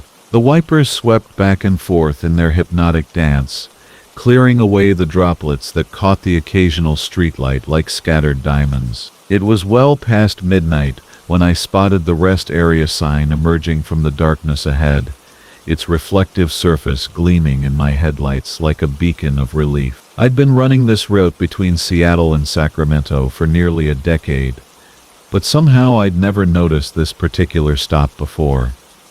The sign was newer than most, pristine white with crisp blue lettering that read Harmony Springs Rest Area, next right. My back ached from hours of driving, and my thermos had been empty for the last 50 miles, so when I saw the off-ramp materialize through the rain, I didn't hesitate to take it. The access road curved gently downward through a grove of towering Douglas firs, their branches swaying in the wind like dark fingers against the storm clouds above. My headlights swept across the wet asphalt as I followed the road deeper into the trees, the sound of my engine echoing strangely in the enclosed space. After nearly a quarter mile, the forest opened into a wide clearing where the rest area spread out before me like something from a travel brochure. It was unusually elaborate for a roadside stop, with covered pavilions, well-maintained walking paths, and what appeared to be a small amphitheater carved into a natural hillside. Ornate lampposts cast pools of warm yellow light across manicured lawns, and even in the rain, I could make out flower beds and decorative shrubs arranged with careful precision. A large wooden sign near the entrance bore the same Harmony Springs name in elegant carved letters, along with smaller text that was too distant to read clearly. I parked my rig near the main facilities building, a rustic structure of stone and timber that looked more like a mountain lodge than a typical rest stop. The rain had softened to a gentle patter, and when I shut off my engine, the sudden silence felt almost overwhelming after hours of mechanical noise. I sat there for a moment, stretching my shoulders and listening to the rain on my roof, when I became aware of another sound drifting through the night air. At first I thought it might be a radio playing somewhere, but as I rolled down my window to listen more carefully, I realized it was live voices, multiple harmonies weaving together in a way that seemed to make the very air around me vibrate with music. The melody was hauntingly beautiful, wordless and flowing like water, rising and falling with the natural rhythm of breathing. The singing seemed to be coming from the direction of the amphitheater, though I couldn't see any lights or movement in that area. I made my way toward the restroom facilities first, thinking I'd take care of practical matters before investigating the source of the music. But as I walked, the voices seemed to follow me, growing neither louder nor softer, regardless of which direction I moved. The restroom building was immaculate inside, with gleaming tiles and fixtures that looked like they'd been installed yesterday. Everything smelled of pine and fresh cleaning supplies, and the mirrors reflected my weathered face with startling clarity. But even here, enclosed by thick walls, I could still hear the singing, as if it were coming from within the building itself. I pressed my ear against the wall, wondering if there might be hidden speakers, but the sound seemed to emanate from everywhere and nowhere at once. When I emerged back into the night, the rain had stopped entirely, leaving the air clean and sweet with the scent of wet earth and growing things. The singing continued, and now I could discern more complexity in the harmonies, dozens of voices layered together in patterns that seemed almost mathematical in their precision. It was the kind of music that made you want to close your eyes and let it wash over you, each note perfectly placed to create an overwhelming sense of peace and belonging. I found myself walking toward the amphitheater, without consciously deciding to do so, drawn by the incredible beauty of the sound. The path was lit by those same ornate lampposts, each one surrounded by carefully tended gardens that seemed to glow with their own inner light. As I got closer to the stone seating area, I began to make out individual voices within the choir, some high and clear as crystal, others deep and resonant as church organ pipe. The amphitheater itself was carved from natural rock, with concentric rows of stone benches facing a circular stage area at the bottom. It was completely empty, not a single person visible anywhere within the structure, yet the singing seemed to be coming directly from the stage area. I stood at the top of the seating area, peering down into the shadows, trying to understand what I was experiencing. From where I stood, I couldn't read the text, but something about their presence made my skin prickle with unease. I descended the steps slowly, the singing growing more intense with each row I passed, until the harmonies seemed to be vibrating in my bones. The first plaque I reached was positioned at about eye level when sitting. The bronze had been polished to a mirror shine, and engraved in elegant script were the words Sarah Mitchell, soprano, lost to the highway, March. Below that was a small musical staff with several notes etched into the metal. I moved to the next bench, then the next, finding similar plaques on each one. Robert Chen, baritone, lost to the highway, June 3rd. Maria Santos, alto, lost to the highway, October 12th. Row after row, bench after bench, each plaque bore the name of someone who had been lost to the highway, along with their vocal range and the date of their passing. The years spanned decades, from the 1960s all the way up to entries that were shockingly recent. As I read each name, I began to realize that the singing I was hearing matched perfectly with the vocal ranges listed on the plaques, as if each lost soul was contributing their voice to this eternal performance. My hands were shaking as I reached the bottom row, closest to the stage. Here the music was so intense, it was almost overwhelming. Beautiful, beyond description, but somehow wrong in a way that made my survival instincts scream warnings. The final plaque I examined made my blood turn to ice water in my veins. The bronze was so new it still had the manufacturer's protective coating partially intact, and the engraved text read, Marcus Webb, Bass, lost to the highway, followed by today's date. In the sudden silence, I could hear my own heartbeat pounding like a drum in my ears. The night around me had become absolutely still, no insects, no wind.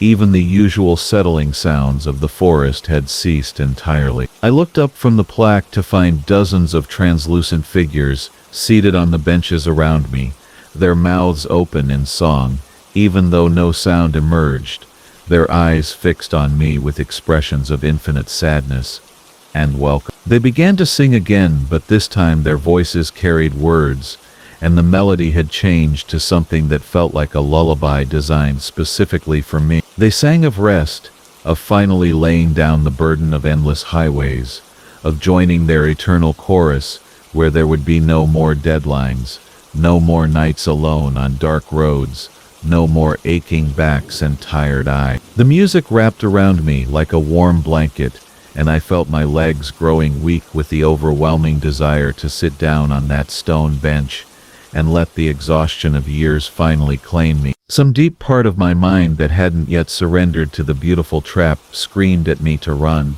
and I found myself stumbling backward up the amphitheater steps, fighting against the pull of voices that promised such sweet relief from the loneliness of the road. The ghostly figures didn't move to follow me, but their song grew more insistent, more pleading, harmonies reaching out like invisible hands trying to draw me back. I ran through the rest area, past the perfect gardens and gleaming facilities, back to where my Peterbilt sat waiting in the lamplight. My hands fumbled with the door handle, and when I finally hauled myself up into the cab, I could still hear the singing, muffled now, but persistent. I turned the key with trembling fingers, and never had the sound of a diesel engine been more welcome as it roared to life, drowning out those impossibly beautiful voices. I drove out of there faster than was safe on wet pavement, my headlights sweeping across the forest as I climbed back up the access road. When I reached the highway, I looked in my mirrors but could see nothing except the rain drummed against my windshield like impatient fingers as I guided my Peterbilt through the winding mountain passes of northern Oregon. It was past midnight, and the highway stretched ahead of me like a black ribbon, illuminated only by my headlights cutting through the darkness. I'd been hauling freight for 12 years, but something felt different about this particular run. Maybe it was the isolation of the route, or perhaps the way my CB radio had gone silent hours ago, but an unease had settled into my bones, like the dampness seeping through the truck's weather stripping. My rig was a 2018 Peterbilt 5.9 Midnight Blue with chrome that still gleamed despite the thousands of miles I'd put on her. She was my pride and joy, and I knew every sound she made, from the gentle hum of the cooling system to the rhythmic thrum of the engine when she was running smooth. That's why what happened next caught my attention so completely. I was descending a particularly steep grade when I let out a frustrated sigh about the weather conditions. The moment the sound left my lips, my engine responded with what I can only describe as an answering growl. Not the mechanical growl of gears shifting or the turbo spooling up, but something deeper, more organic. It lasted maybe 3 seconds, a low rumble that seemed to come from somewhere beneath the hood, yet felt strangely conversational. At first I convinced myself it was nothing more than coincidence. Engines make all sorts of noises, especially when working hard on mountain grade. I adjusted my grip on the steering wheel and focused on the road ahead, where my headlights revealed endless curves disappearing into the misty darkness. The windshield wipers maintained their steady rhythm, and the heater hummed quietly, filling the cab with warm air that carried the familiar scents of diesel, coffee, and the pine air freshener hanging from my rearview mirror. But 20 minutes later, when I muttered something about the poor visibility, it happened again. This time the sound was unmistakably responsive, coming just a heartbeat after I'd finished speaking. It wasn't the normal engine noise I'd grown accustomed to over thousands of highway miles. This was different, almost as if something was listening to me and choosing to respond in the only way it could. Maybe there was a problem with the exhaust system, or perhaps moisture had gotten into some component that was causing unusual sounds. But even as I ran through the mechanical possibilities in my mind, I found myself speaking aloud again, almost experimentally. "Strange night for driving," I said to the empty cab, my voice barely audible above the rain and the steady drone of tires on wet asphalt. The response came immediately, a deep, resonant growl that seemed to vibrate through the entire truck. It was definitely coming from the engine compartment, but it sounded nothing like any mechanical noise I'd ever heard. There was an intelligence to it, a purposefulness that made the hair on the back of my neck stand up. I reached for my CB radio, thinking I'd try to raise another driver, maybe see if anyone else was experiencing anything unusual. But the radio remained stubbornly quiet, not even the usual static that indicated it was receiving signals. I was alone on this stretch of highway, alone with my truck and whatever was making those sounds. The miles rolled by beneath my wheels as I continued my descent through the mountains. The rain had intensified, creating a cocoon of sound around the cab that made the outside world feel even more distant and unreal. Every few minutes, I found myself speaking into the darkness, and each time, that answering growl would follow. It was becoming a conversation of sorts, though I had no idea what I was conversing with. "You can hear me, can't you?" I finally asked directly, my hands tightening on the steering wheel, as I waited for the response I somehow knew would come. The growl that followed was longer this time,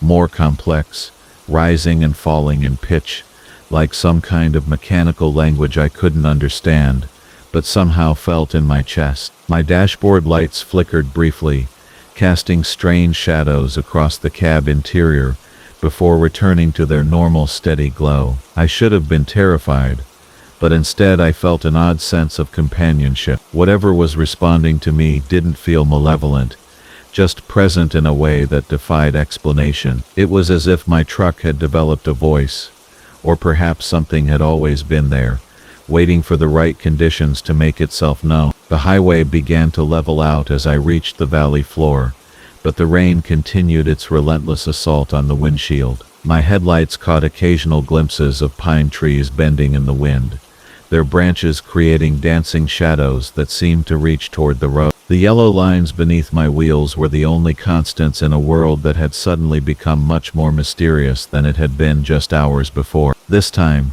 the sound that came from my engine was different entirely. It started as the usual growl but then shifted, becoming almost musical, like a deep harmonica played by someone with considerable skill. The notes rose and fell in a pattern that seemed hauntingly familiar, though I couldn't place the melody. It lasted nearly 10 seconds, long enough for me to realize that whatever was happening was far beyond any mechanical explanation I could devise. My fuel gauge showed I had enough diesel to reach my destination, but I found myself hoping the conversation wouldn't end when I finally shut down for the night. The presence, whatever it was, had transformed what should have been a lonely, uncomfortable drive through dangerous weather into something altogether different. I wasn't alone anymore, and that realization brought both comfort and an underlying current of unease. The rain began to ease as I approached a small town, its few streetlights creating pools of yellow light along the otherwise empty main street. I could see a truck stop ahead,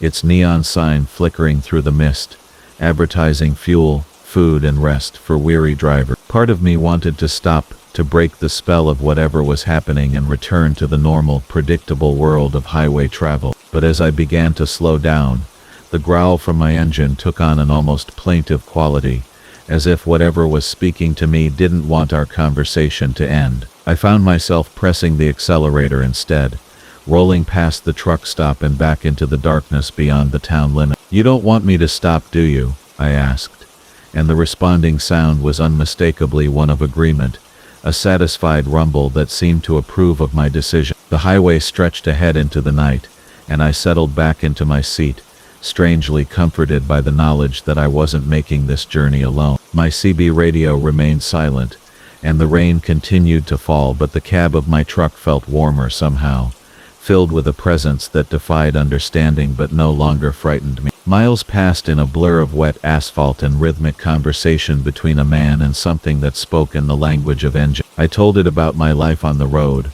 about the places I'd seen and the loads I'd carried, and it responded with its growling commentary, sometimes short and sharp, other times long and melodic. As dawn began to lighten the eastern sky, painting the clouds in shades of gray and pale yellow, I realized that something fundamental had changed during this long night drive. The world had revealed a mystery I'd never suspected, and somehow I'd been chosen to be part of it. When I finally reached my destination and began the process of backing up to the loading dock, the engine's responses began to fade, becoming more mechanical and less conversational. By the time I shut down and climbed out of the cab, The sounds had returned to normal, but as I walked around to check the trailer connections, I could swear I heard one last, very quiet growl, like a whispered goodbye. Sometimes, on particularly dark and rainy nights, I find myself talking to it anyway, hoping for another conversation with whatever lives in the space between machinery and mystery.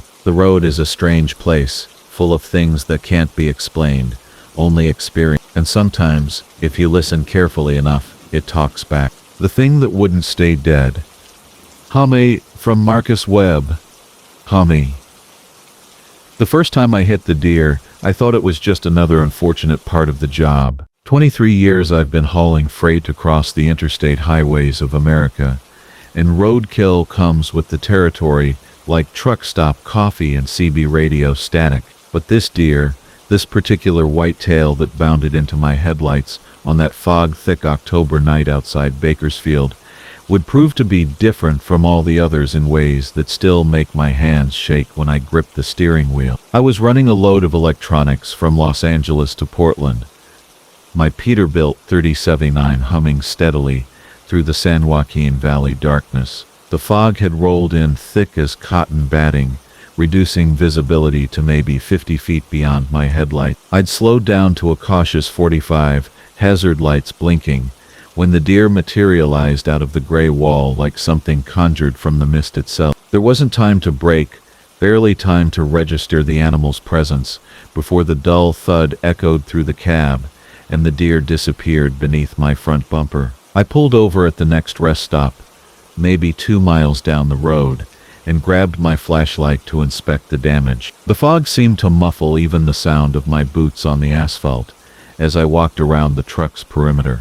Strange thing was, I couldn't find any damage at all. No dent in the bumper, no blood on the grill, not even a tuft of brown fur caught in the chrome. The impact had felt solid, substantial, the kind of hit that should have left some trace, but my truck looked pristine in the flashlight beam, as if nothing had happened at all. I might have convinced myself I'd imagined the whole thing, chalked it up to fog-induced highway hypnosis, if not for what I saw in my mirrors as I pulled back onto the interstate. There, maybe 100 yards behind me, a pale shape moved through the fog at the edge of my taillight's reach. At first I took it for another vehicle's headlights, but the movement was wrong, too fluid and organic. When I adjusted my mirror for a better look, the shape seemed to dart sideways into the darkness, leaving me staring at empty asphalt and swirling mist. The next few hours passed uneventfully, the fog gradually lifting as I climbed into the mountains. Dawn was breaking pink and gold over the Tehachapi Pass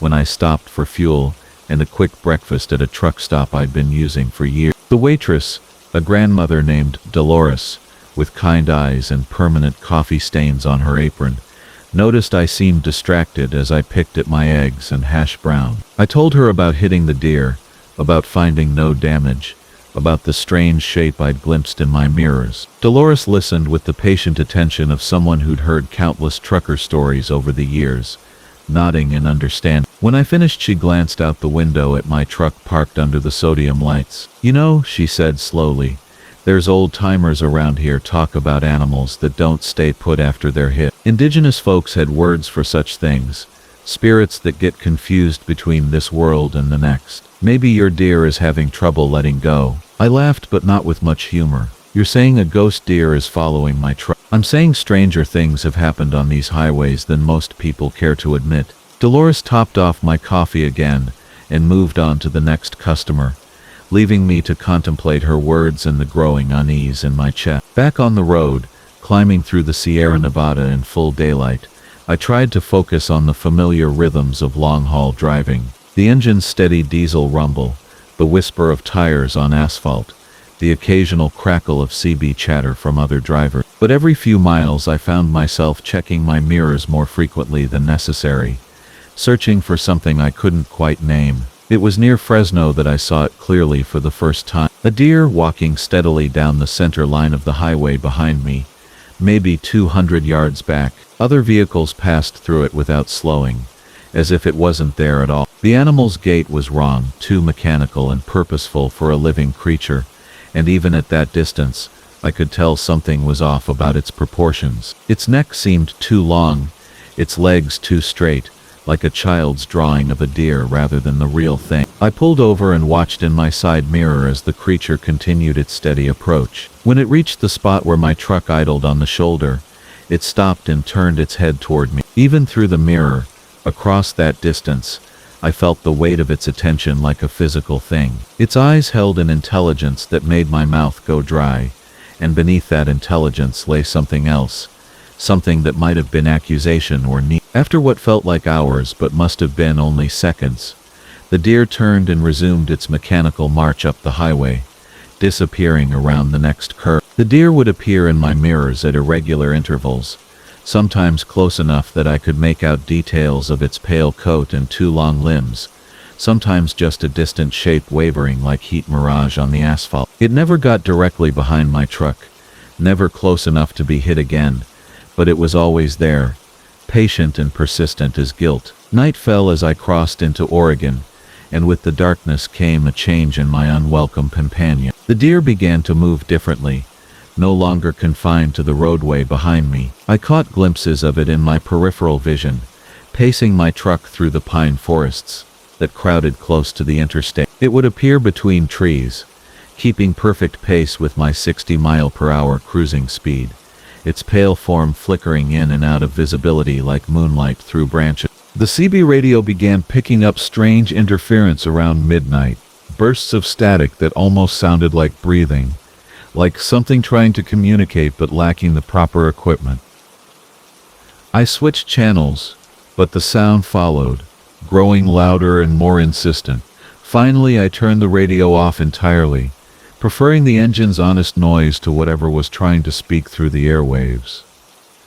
It was during a brief stop at a way station that the deer made its closest approach yet. I was completing my logbook when movement in my passenger side mirror caught my eye.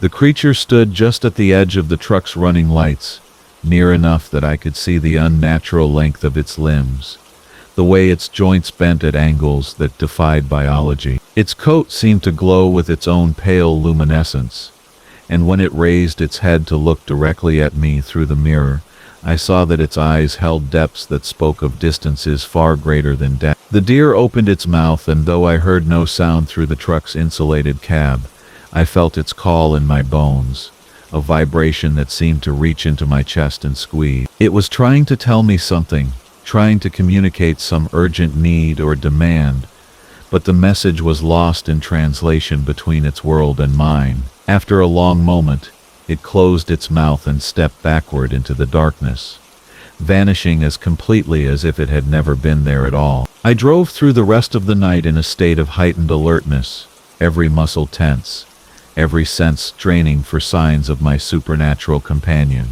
But the deer seemed to have withdrawn, leaving me alone with the highway and my increasingly frayed nerve. Dawn found me pulling into a truck stop outside Salem, exhausted but relieved to see the creature nowhere in my mirror. For 3 days I drove through familiar landscapes under clear skies, beginning to believe that whatever had followed me through California and Oregon had finally moved on to whatever waited beyond the veil between worlds. The deer had gotten whatever it needed from our strange encounter, I told myself, and found its way to wherever roadkill spirits go for their eternal rest. The deer had returned, or perhaps it had never really left, merely waited for the right moment to resume its patient pursuit. As I write this in a truck stop outside Barstow, it stands just beyond the reach of the parking lot lights, watching my truck with those impossible eyes, waiting for me to return to the road. I've started keeping a log of our encounters, trying to find some pattern or purpose in the deer's behavior,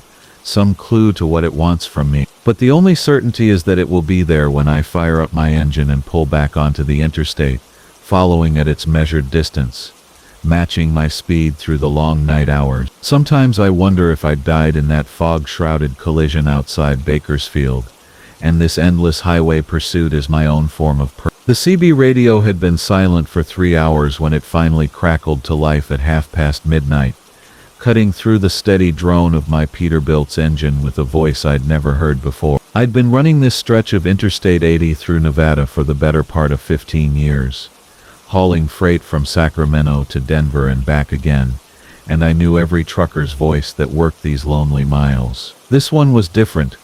Calm, measured, almost clinical in its precision. Breaker 19, this is control station.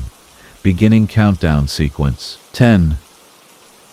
I reached for my handset, thumb hovering over the talk button. The desert stretched endlessly on both sides of the highway, nothing but sagebrush and distant mountains silhouetted against a star-drunk sky. My headlights carved a narrow tunnel through the darkness ahead, and the familiar weight of my trailer pulled steadily behind me. Everything felt normal, yet something about that transmission sent a chill crawling up my spine. 9. The voice continued after exactly 60 seconds had passed. I glanced at my dashboard clock, noting the mechanical precision of the timing. 8. He pressed the button and spoke into the handset. Control station. This is Big Jake eastbound at mile marker 27. What's this countdown for, driver? Static answered me for several heartbeats before the voice returned, completely ignoring my question. The highway curved gently to the left, following the contours of a dried lake bed that stretched away into the darkness like a vast empty sea. I'd driven this route countless times, but tonight the familiar landscape seemed somehow altered, as if I were seeing it through different eyes. The sagebrush appeared more twisted, more gnarled. The mountains looked closer, their peaks sharper against the starfield above.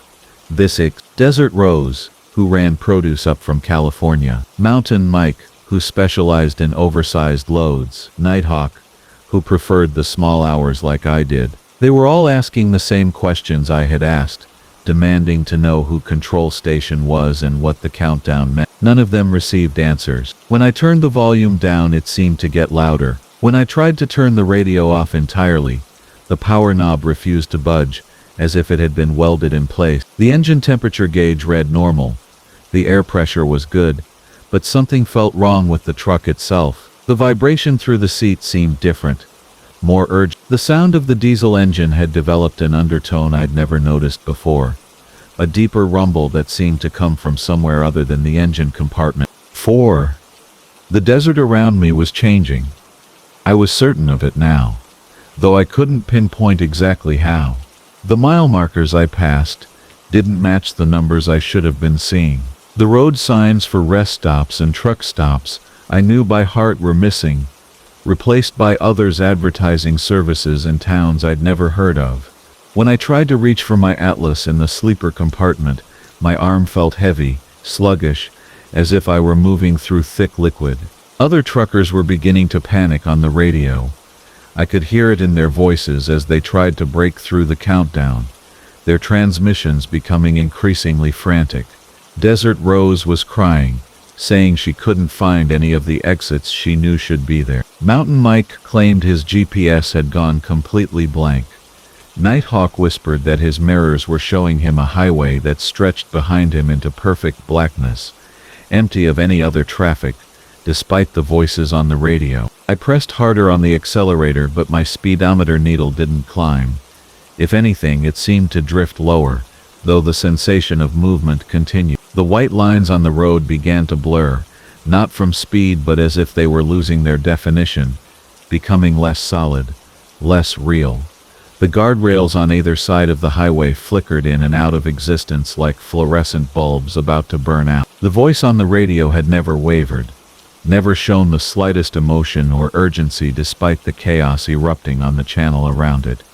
It spoke each number as if reading from a script, with precisely 60 seconds between each announcement. I found myself counting along, dreading the arrival of each new number. The darkness ahead seemed to be actively pushing back against the light, swallowing it before it could illuminate more than a few feet of roadway. I squinted through the windshield, trying to make out the shape of the highway, but it was becoming increasingly difficult to tell where the road ended and the desert began. My CB radio crackled with static that almost sounded like whispers, like dozens of voices trying to speak at once but unable to form coherent words. Through it all, the countdown voice remained clear and steady, unaffected by whatever was happening to the rest of us. I tried to pray, though I hadn't been to church since my mother's funeral 8 years ago.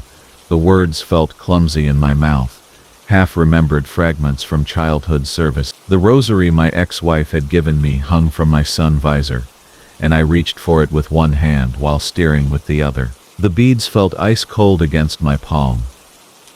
Even the background hum of the radio itself seemed to fade away, leaving only that calm, measured voice floating in the sudden quiet of my cab.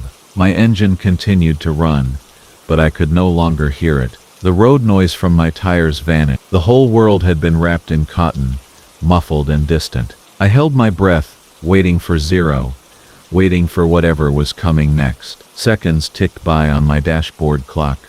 10, 20, 30, 40. A minute passed, then 2. The voice didn't return. Slowly, gradually, other sounds began to creep back into my awareness. The familiar rumble of my diesel engine, the whisper of wind around my mirrors, the distant voices of other truckers, tentatively keying their mics. 0. It was spoken directly into my left ear by someone sitting in my passenger seat, though when I whipped my head around to look, I found only empty space and the glow of my instrument panel. The highway ahead suddenly blazed with light, not sunlight, but something cleaner and colder. I could see other trucks now, dozens of them, all traveling in the same direction at the same impossible speed. They were perfectly spaced, perfectly aligned, like cars on some cosmic assembly line. I tried to change lanes, to break formation, but my steering wheel wouldn't respond to my input. In my mirrors I could see the highway stretching back toward where I had come from,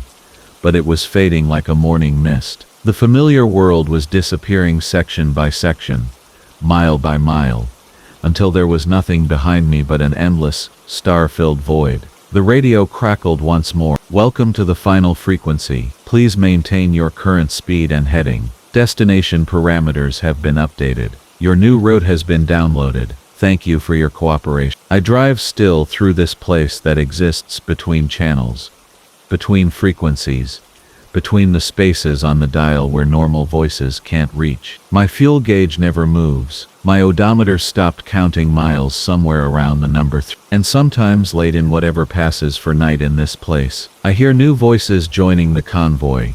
Truckers whose countdown has just reached 0. Their confused questions echoing the ones I asked what feels like a lifetime ago. The CB radio sits silent now, waiting for the next transmission, the next sequence of numbers that will guide another driver down this endless highway to nowhere. And I listen, because listening is all I have left, hoping that someday I'll hear a voice counting up instead of down, a voice that might lead us all back home. The thing about driving 18-wheelers for 23 years is that you learn to recognize every sound your rig makes, every vibration that travels up through the steering wheel, every subtle change in the engine's rhythm that might spell trouble down the line. So when I first heard that melody drifting through my cab windows on Interstate 80, somewhere between the Nebraska cornfields and the endless Iowa plains, I knew immediately it wasn't coming from my truck. It was past midnight on a Tuesday in October, the kind of crystalline autumn night where the stars seem close enough to pluck from the sky and the air carries that sharp bite that promises winter's approach. My Peterbilt 379 was running smooth as silk, her Caterpillar engine purring with the steady confidence of a machine well maintained and properly respected. The CB radio crackled occasionally with distant chatter from other night haulers, but mostly it was just me, the road, and the gentle whoosh of air flowing over my 53-foot refrigerated trailer loaded with frozen goods bound for Chicago. That's when I first noticed the humming. At first I thought it might be wind singing through the trailer's aerodynamic fairings, or maybe some loose piece of equipment creating an unusual resonance. But as I listened more carefully, adjusting my mirrors and checking my gauges, I realized the sound had structure, melody, almost like someone was humming a lullaby just loud enough for me to hear over the engine noise and road spray. The tune was hauntingly beautiful, rising and falling in gentle waves that seemed to match the rhythm of my truck's movement down the highway. It reminded me of something my grandmother used to hum while she worked in her kitchen, preparing Sunday dinners for our extended family, but I couldn't quite place the melody. The notes seemed to drift in through my slightly open driver's side window, mixing with the cool night air and the diesel fumes that are as familiar to long-haul truckers as the smell of morning coffee. I checked my CB radio, thinking maybe some driver was broadcasting on an open channel, but the airwaves were quiet except for the occasional weather report and traffic update. I adjusted my FM radio, scanning through the static-filled frequencies that you get in the middle of nowhere, but found nothing that matched the gentle humming that continued to weave its way through my consciousness like smoke through still air. What struck me as particularly odd was how the melody seemed to be coming from behind me, from the direction of my trailer. I've pulled hundreds of different loads over the years, from construction equipment to livestock, from furniture to electronics, and I've never had a trailer that seemed to generate its own soundtrack. But there it was, that persistent, beautiful humming that rose and fell with an almost breathing quality, as if the trailer itself had developed lungs and was singing itself to sleep. I pulled into a truck stop near the Iowa border, one of those 24-hour operations that serves as an oasis for drivers like me who live their lives in measured segments between fuel stops and mandatory rest periods. The parking lot was maybe a quarter full, scattered with the dark silhouettes of other big rigs whose drivers were either sleeping in their cabs or grabbing coffee and conversation in the brightly lit diner attached to the fuel station. As I backed into a parking space and set my air brakes with that familiar hiss of compressed air, I expected the humming to stop, but it didn't. If anything, it seemed to grow slightly louder, more distinct, as if whatever was creating the sound was pleased to have reached this resting place. The melody continued to drift through the night air, and I noticed that a couple of other drivers who had been walking toward the diner stopped and looked around, clearly hearing something that caught their attention. I grabbed my flashlight and climbed down from the cab, intending to walk around my trailer and investigate. The humming was definitely coming from somewhere in the vicinity of my 53-footer, but as I moved closer to the rear of the trailer, playing my flashlight beam across the doors and locking mechanisms, the sound seemed to shift and move, staying just ahead of my investigation like a shadow that refuses to be cornered. The refrigeration unit was running normally, maintaining the sub-zero temperatures required for my frozen cargo, but the humming wasn't coming from the machinery. It was something else, something that seemed to emanate from within the trailer itself, as if my cargo had developed the ability to sing. I checked the manifest clip to my sun visor, confirming what I already knew about my load, but finding nothing that would explain the mysterious melody that continued to weave through the night air around my truck. Back in the diner, over coffee that had been sitting on the burner too long and a piece of apple pie that reminded me why I usually pack my own food, I mentioned the humming to a couple of other drivers. Big Jim, a veteran hauler from Oklahoma who's been running these routes longer than I have, just shook his head and suggested I might need to get my hearing checked. But Maria, a sharp-eyed woman who pulls tankers full of chemicals up and down the West Coast, listened with the kind of attention that told me she'd experienced something similar. She leaned across the table, lowering her voice even though the diner was nearly empty except for us and a tired-looking waitress who was more interested in her crossword puzzle than our conversation. Maria told me about a run she'd made 3 months earlier, pulling a load of industrial solvents from Texas to Michigan, when her trailer had started making what she described as a whispering sound, like voices having a conversation just too quiet to understand. The whispering had continued for 2 days and nearly 600 miles, she said, only stopping when she delivered her load and dropped the empty trailer at a depot in Detroit. She'd never figured out what caused it, and her dispatcher had looked at her like she needed a vacation when she'd mentioned it in her trip report. But she'd never forgotten the experience, and the way she described it, with that far-off look in her eyes, told me she was still trying to make sense of what had happened. When I returned to my truck an hour later, the humming was still there, perhaps a little softer now, but still persistent, still beautiful in that haunting way that makes you want to keep listening, even when you know you should be focusing on other things. I performed my mandatory pre-trip inspection, checking tires and lights and connections, but everything was normal except for that inexplicable melody that seemed to have taken up residence in my trailer. I pulled back onto Interstate 80, merging into the sparse late-night traffic that consists mostly of trucks like mine, carrying the goods that keep America's economy moving through the dark hours, when most people are asleep in their bed. The humming resumed its rhythm, matching my speed and seeming to respond to changes in my driving, like a passenger who had learned to anticipate my habits. Somewhere around the Illinois state line,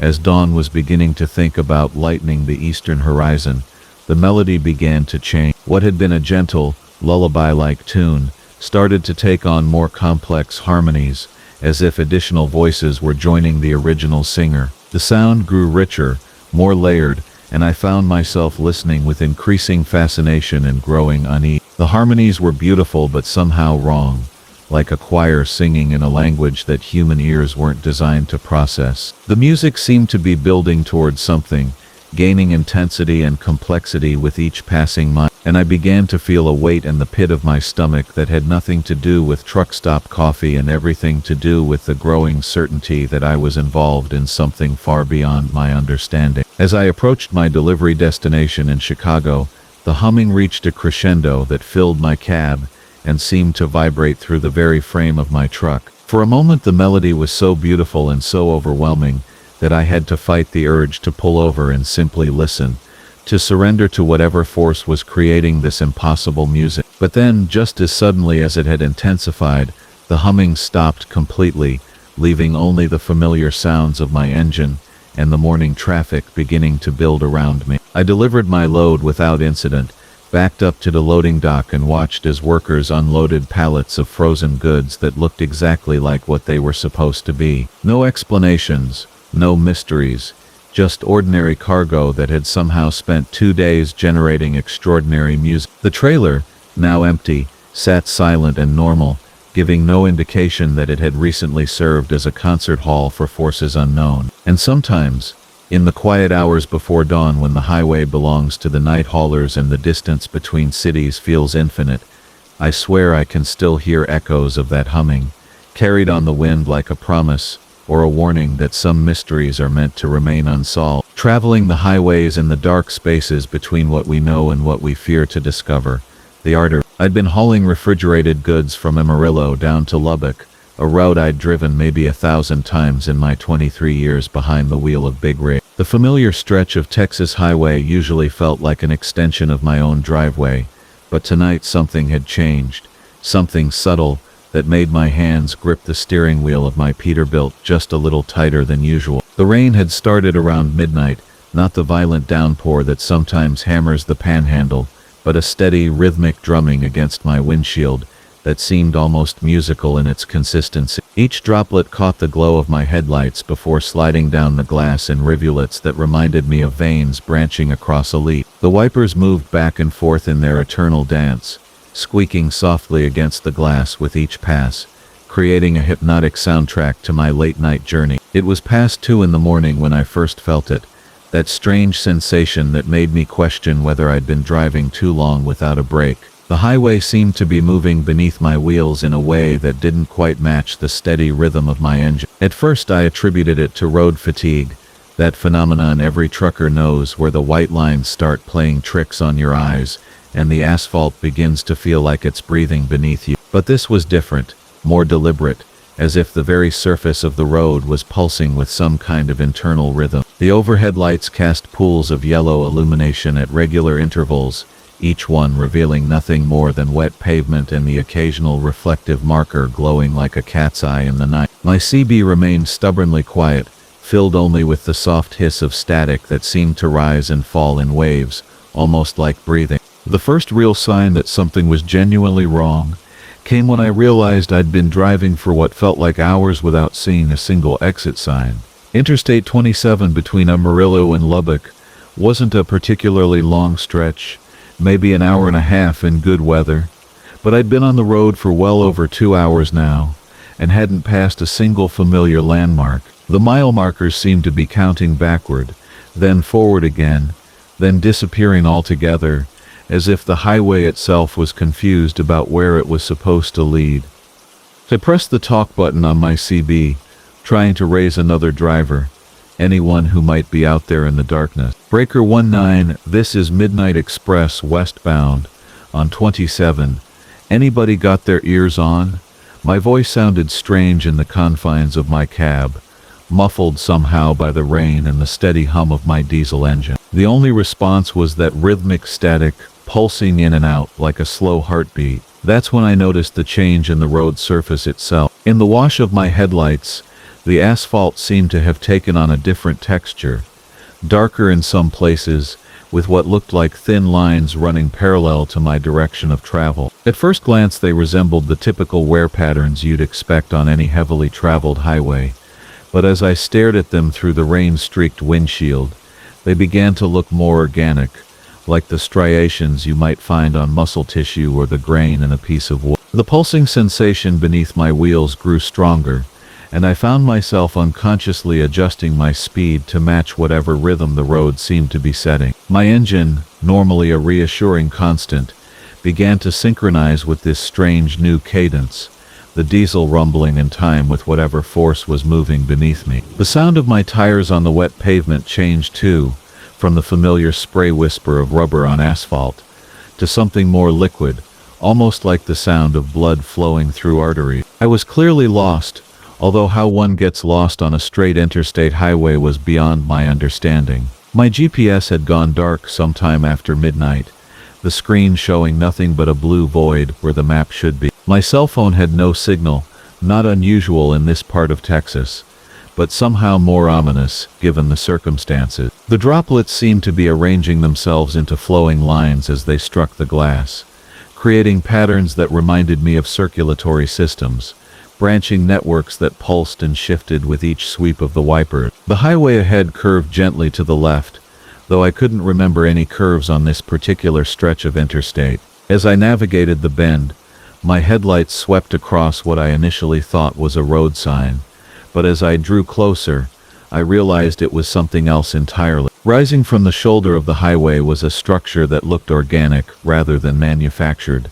something that resembled a massive valve or junction point. It was roughly cylindrical, about the height of a telephone pole, but its surface was smooth and seemed to glisten wetly in the rain. As I passed it, I could swear I heard a sound like rushing water, though it might have been the wind or the rain, or my own imagination. More of these strange structures began appearing at regular intervals along the roadside, each one slightly different from the last, but all sharing that same organic, almost anatomical appearance. They pulsed with a faint reddish glow that I might have dismissed as reflected light if not for the fact that there were no other light sources visible anywhere in the darkness. The rhythm of their pulsing matched the sensation I was feeling through my wheels, that steady throb that seemed to be growing stronger with each mile. What had started as ordinary asphalt now appeared to have a slight give to it, as if I were driving on some kind of cushioned surface. The white lines that normally marked the lanes had become more prominent, raised slightly above the road surface,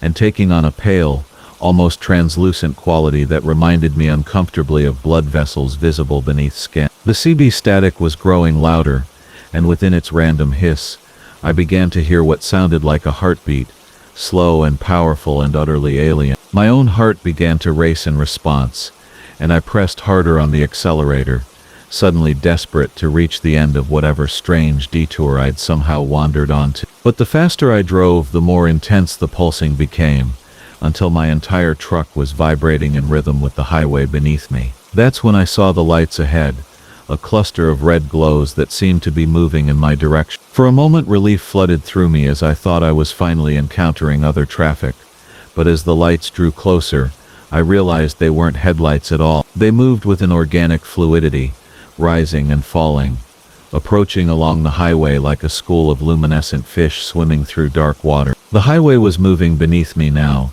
carrying me forward like a conveyor belt, and the strange lights were rushing toward me with increasing speed. The pulsing rhythm became a thunderous pounding that seemed to come from all directions at once, and the organic structures along the roadside began to glow more brightly, their light shifting from red to a sickly yellow. In desperation, I cranked the wheel hard to the right, attempting to leave the highway entirely, but my truck seemed locked into the lane as if guided by invisible rails. The surface beneath my wheels had become unmistakably soft, almost spongy, and I could feel it gripping my tires with a suction that made steering nearly impossible. The red lights were almost upon me now, and in their glow, I could see that they weren't lights at all but something far worse. Something that my mind refused to fully process. Just as panic threatened to overwhelm me completely, I saw a gap in the organic barrier that had formed along the roadside, a break that looked like it might lead back to normal pavement. With every ounce of strength I possessed, I yanked the wheel toward the opening, feeling my truck fight against the grip of the strange highway surface. For a terrifying moment, I thought I was trapped, but then my tires found purchase on what felt like real asphalt. And I was through, racing away from the pulsing roadway and into the blessed normalcy of an ordinary rainy night. When I finally pulled into a truck stop near Lubbock 20 minutes later, my hands were shaking so badly I could barely turn off the engine. I sat in my cab for a long time, listening to the normal sounds of cooling metal and settling cargo, trying to convince myself that I'd experienced nothing. I've been hauling freight across these Midwest highways for the better part of 23 years. And in all that time, I thought I'd seen every kind of rig that rolls the asphalt. Chrome-heavy Peterbilts with custom paint jobs, beat-up Kenworths held together with prayer and duct tape, sleek freightliners that purr like giant metal cats. But I'd never seen anything quite like the flatbed that started following me, somewhere outside of Cedar Rapids, on that foggy October night. The evening had started routine enough. I was running a load of agricultural equipment from Des Moines to Milwaukee, my 18-wheeler loaded down with combines and tractors secured under heavy tarps. The weather had been clear when I pulled out around sunset, but as the miles rolled beneath my tires, a thick fog began creeping across the Iowa farmland like spilled milk. By the time I hit Interstate 80, visibility had dropped to maybe 30 yards, forcing me to slow my usual pace and keep my running lights burning bright. A whistling sound, high and clear, cutting through the fog like a blade through silk. At first I figured it was just wind catching the edge of my trailer, or maybe air escaping from my brake lines. But the sound had a musical quality to it, almost like someone playing a tune on a tin whistle. I glanced at my mirrors, adjusting the angles to peer through the swirling gray mist behind me. That's when I caught my first glimpse of the other truck, a shadowy outline maybe 50 yards back, its headlights creating twin cones of pale yellow light in the fog. The shape looked wrong somehow, lower and broader than most rigs, and I couldn't make out any of the usual marker lights or reflectors that every commercial vehicle is required to display. The whistling continued, rising and falling in a haunting melody that seemed to echo off the invisible fields on either side of the highway. I reached for my CB radio, clicking the channel to 19, the standard trucker frequency. Breaker 19. This is Big Jake eastbound, on I-80. Mile marker 2. Got a flatbed running dark behind me, wondering if you copy. I released the mic and waited, but only static crackled through the speak. The whistling grew slightly louder, as if the truck behind me had closed the distance. The speedometer climbed to 75, then 80, pushing the safe limits for the foggy conditions. But I wanted to see if the other truck would match my pace. Through my mirrors I watched those strange headlights maintain their position, never falling back but never getting closer either, and all the while that eerie whistling continued to drift through the night air. Miles passed in this strange procession, the fog growing thicker as we approached the Cedar River Valley. I tried the CB again, cycling through different channels, but found nothing except that hollow stat. Even the usual chatter from other drivers had gone silent, as if the fog had swallowed every voice on the airwaves, except for that persistent, otherworldly whistle. I signaled early, watching my mirrors as I began to slow for the off-ramp. The headlights behind me continued straight, never wavering, and for a moment I thought I'd lost whoever it was. But as I crested the overpass and looked back toward the interstate, I could see those pale lights had stopped on the shoulder directly below, and the whistling sound seemed to be coming from right beneath me. I parked at the far end of the truck stop lot, positioning my rig where I could watch the on-ramp while I grabbed coffee and checked my logbook. The fog here was so thick I could barely see the building lights 20 feet away, and the whistling had faded to just an occasional note carried on the damp night breeze. The clerk behind the counter was an older woman I'd never seen before, despite stopping here dozens of times over the years. When I mentioned the truck that had been following me, she just stared with pale, watery eyes and shook her head slowly. "Haven't seen any other trucks tonight, honey," she said in a voice that sounded like autumn leaves scraping across concrete. "Fog's got everyone staying put, I reckon, but I knew what I'd seen, and as I filled my travel mug with coffee that tasted strangely metallic, I kept glancing out the windows toward where I'd parked. The fog was so dense now that I couldn't even make out my own running lights, and the whistling had started up again, closer now, seeming to circle the building like a predator testing the boundaries of its territory. I paid quickly and headed back outside, my boots echoing hollowly on the wet asphalt. The fog seemed to part slightly as I walked, creating a narrow corridor of visibility that led directly to my truck. But as I approached the cab, I realized something was wrong. My trailer looked different somehow, longer and lower than it should be, and there were no tarps covering the agricultural equipment I was hauling. Instead, the flatbed was loaded with what looked like old farm machinery, but not the shiny modern combines and tractors I'd secured in Des Moines. These were ancient, rust-covered hulks of equipment from maybe 50 or 60 years ago, their metal surfaces corroded and twisted into shapes that hurt to look at directly. And from somewhere among those twisted machines, the whistling was coming, clear and sweet and utterly wrong. I backed away from the trailer, my heart hammering against my ribs, and fumbled for my keys. But the cab wasn't right either. My familiar Freightliner had somehow transformed into something older, a truck from the 1950s maybe, with rounded fenders and a chrome grille that gleamed wetly in the fog. The whistling grew louder, and I realized it was coming from the wind passing through holes and gaps in the rusted machinery,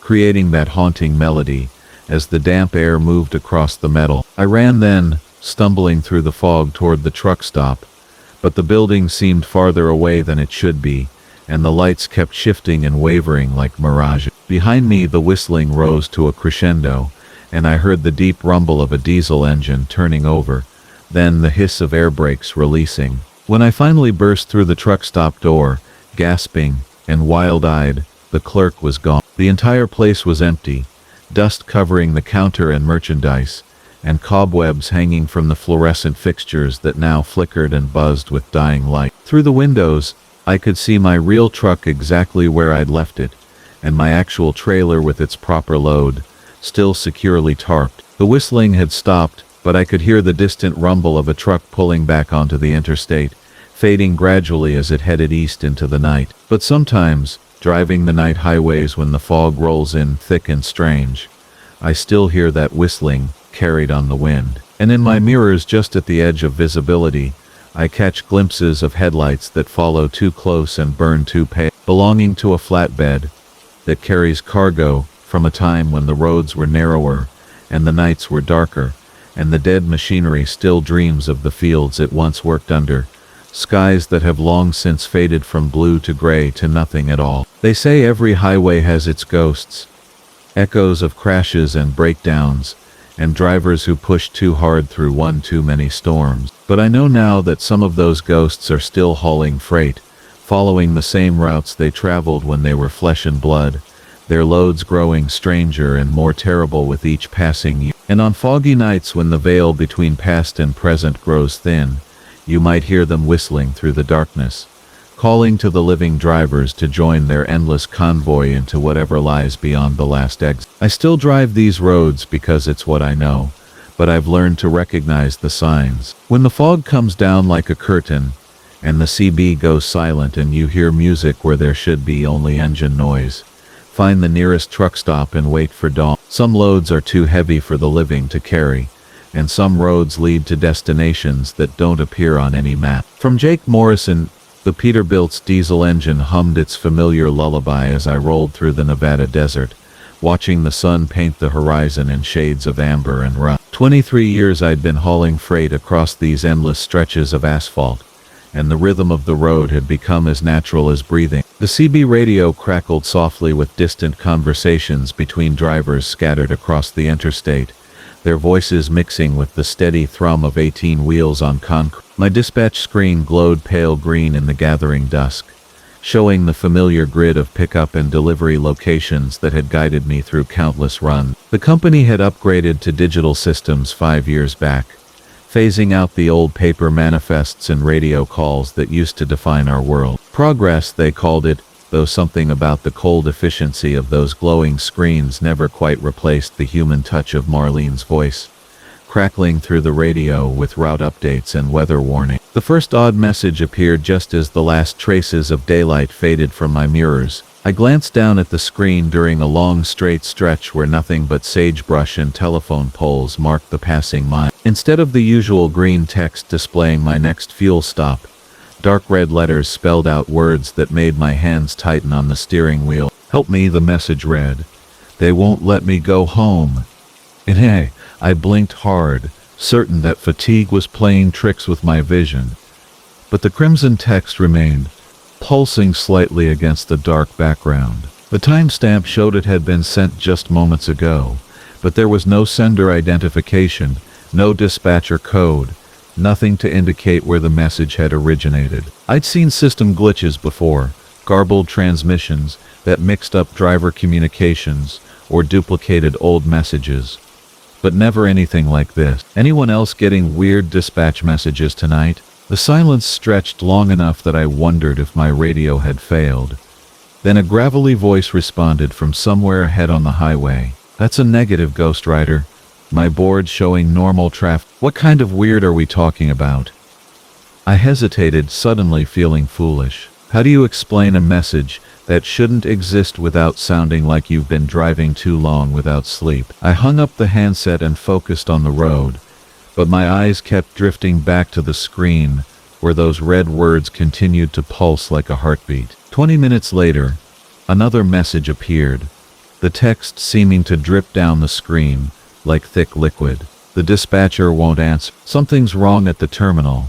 The letters were darker this time, almost black in their intensity, and they seemed to leave faint trails as they moved across the display. A chill ran down my spine, despite the warm air flowing from the cab's vent. I'd been routing through the same dispatch center for over a decade, talking to the same group of dispatchers who knew my truck number, my preferred routes, even my coffee preferences at various truck stops along the way. The idea of something being wrong at the terminal felt like a crack in the foundation of my carefully ordered world. I tried calling the dispatch center directly, punching in the familiar number on my phone, while keeping one eye on the darkening highway. The line rang once, twice, then dissolved into static that hurt my ears. When I tried again, the call wouldn't connect at all, showing no signal despite the fact that I'd had full bars just minutes before. The third message arrived as I crested a hill overlooking a valley scattered with the lights of a small desert town. This time,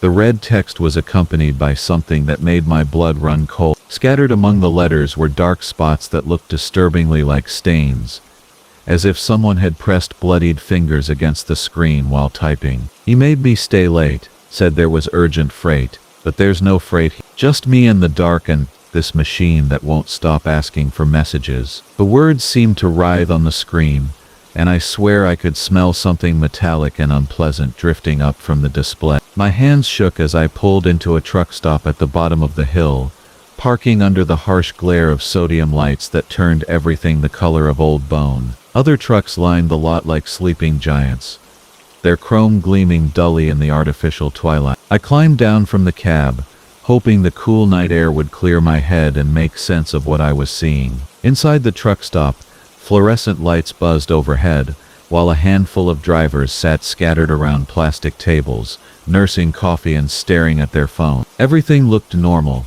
reassuringly mundane, but when I asked the clerk if he'd heard any unusual radio chatter that night, he just shrugged and went back to his magazine. I bought a cup of coffee that tasted like it had been brewing since the morning shift, and walked back to my truck, hoping the messages had been some kind of electronic hiccup that would resolve itself. But as soon as I climbed back into the cab, the screen lit up with a new transmission, and this one made my coffee cup slip from nerveless fingers. The text was so dark it seemed to absorb light from the surrounding screen, and the smell of copper and fear grew stronger, making the cab feel claustrophobic despite its familiar spaciousness. My unit number was painted on the truck and logged in the system, but my name should have been just another entry in a database, not something that could bleed through into these impossible messages. I tried to convince myself it was an elaborate prank, maybe someone who'd hacked into the dispatch system, but the organic way the letters seemed to move and the increasingly desperate tone suggested something far worse. They told him someone would relieve him at midnight, but midnight came and went 3 days ago. The doors won't open, the phones don't work, and he keeps having to send dispatch messages even though all the drivers made their deliveries and went home. A quiet man with graying hair who'd started working nights after his wife passed Said it helped him sleep during the day when the house felt too empty. He'd always been professional but kind, remembering details about drivers' families and asking about our kids like he genuinely cared. The thought of him trapped somewhere, sending increasingly desperate messages into the void, made me sick. The next message arrived before I could fully process the last one, and this time I could swear I heard the faint sound of typing coming from the speakers, as if someone was sitting right beside me, pecking out letters on a ghostly keyboard. I tried to leave on Tuesday, but the exit door wouldn't respond to my key card. Security said it was a system glitch, that maintenance would fix it in the morning, but morning never came. The windows don't show outside anymore, just darkness, and the clock on the wall stopped at 11. I keep dispatching trucks to places that don't exist, watching drivers disappear into routes that lead nowhere. The smell of blood was overwhelming now, thick and coppery in the recycled air of the cab. I fumbled for the ignition, desperate to get back on the road, to put distance between myself and whatever was bleeding through from that impossible dispatch center. But even as the engine roared to life and I pulled back onto the interstate, the messages kept coming, each one more desperate than the last. Dex, Jake, if you can read this, you have to help me. I've been trying to reach someone, anyone, for so long. The system says you're the only active driver receiving these transmissions. Everyone else is marked as delivered, but I don't know what that means anymore. Their trucks keep showing up in the lot, but the drivers never check in. The highway stretched ahead into darkness that seemed deeper and more absolute than the usual desert night. My headlights carved a narrow tunnel through the black, but beyond their reach nothing existed. No stars, no distant mountains, just an empty void that pressed against the cab, like something alive and hungry. I keyed the radio again, trying to raise any other driver, but found only silence broken by bursts of static that almost sounded like screaming. The GPS showed my location as a thin line suspended in digital nothingness, with no landmarks, no mile markers, nothing to indicate where I was or where I was heading. The final message arrived as I realized with growing horror that I hadn't seen another vehicle for over an hour, despite traveling on what should have been a busy interstate. The red letters filled the entire screen now, pulsing like a wound, and I could feel warmth radiating from the display as if it were fevered skin. It's moving toward us, toward the signal in the steel. From Marcus Holloway. The thing about driving long haul is that you learn to listen to your truck like it's speaking to you. Every rattle, every hiss of the air brakes, every subtle shift in the engine's rhythm tells a story. After 23 years behind the wheel of big rigs, I thought I'd heard every sound a truck could make. I was wrong about that. Dead wrong. And the realization nearly cost me more than just a good night's sleep. The dispatcher, a wiry man named Carl with coffee-stained teeth and perpetually bloodshot eyes, handed me the paperwork with an unusual amount of ceremony for what appeared to be a standard freight run. The manifest listed the cargo as industrial equipment bound for a research facility outside of Denver. Nothing that should have raised any red flags. The pay was good, better than good actually, which should have been my first warning sign, but the rent on my apartment was due and my truck needed new tires. So I signed the papers without asking too many questions. The trailer was already loaded and sealed when I backed my Peterbilt up to it in the shipping yard. The dock supervisor, a heavy-set woman with graying hair pulled back in a tight ponytail, watched me hook up the airlines and electrical connections with an intensity that made the back of my neck prickle. When I asked her about the weight distribution, she just nodded toward the paperwork and said the load was balanced properly, but her eyes never quite met mine. Looking back, I realized she knew something I didn't, something that might have changed everything if she'd had the courage to speak up. The first few hours on the road were unremarkable. Interstate 90 stretched out before me like a ribbon of black asphalt disappearing into the growing darkness, and my CB radio crackled occasionally with the familiar chatter of other drivers comparing fuel stops and weather conditions ahead. The autumn air was crisp and clean, carrying the scent of dying leaves and wood smoke from distant chimneys, and the steady rumble of my diesel engine provided a comforting background rhythm that helped pass the miles. A faint metallic tapping coming from the trailer behind me, barely audible over the road noise and the low murmur of my radio. At first I attributed it to normal settling of the cargo, the kind of minor shifting that happens when you hit an uneven patch of highway or take a curve a little too fast. But as the miles rolled on, the tapping became more pronounced, more rhythmic, almost like someone was deliberately striking the trailer walls from the inside. Even in my growing unease, some distant corner of my mind recognized the sequence as Morse code for SOS, though I tried to convince myself it was just my imagination running wild after too many hours of staring at empty roads. Truck drivers develop active imaginations during those long stretches of solitude, and I'd heard plenty of stories from other drivers about phantom hitchhikers and mysterious lights that turned out to be nothing more than fatigue-induced hallucination. But the tapping continued, growing louder and more insistent as the night deepened around me. I pulled into a truck stop outside of Bozeman to grab a cup of coffee and walk around the trailer, hoping to find some obvious explanation for the noise. The parking lot was nearly empty except for a few scattered big rigs, and a lone sedan with out-of-state plates, and the fluorescent lights cast harsh blue shadows across the cracked asphalt. The trailer looked normal enough from the outside, a standard 53-footer with no visible damage or signs of tampering. But when I pressed my ear against the cold aluminum siding, I could hear something that made my blood run cold. The tapping was definitely coming from inside, and it wasn't random mechanical noise. The pattern was too consistent, too deliberate, spelling out messages in clear Morse code. SOS, over and over again, followed by other sequences that I couldn't immediately decipher. I'd learned basic Morse code during my stint in the Navy, 30 years earlier, and though I was rusty, I could make out fragments of words.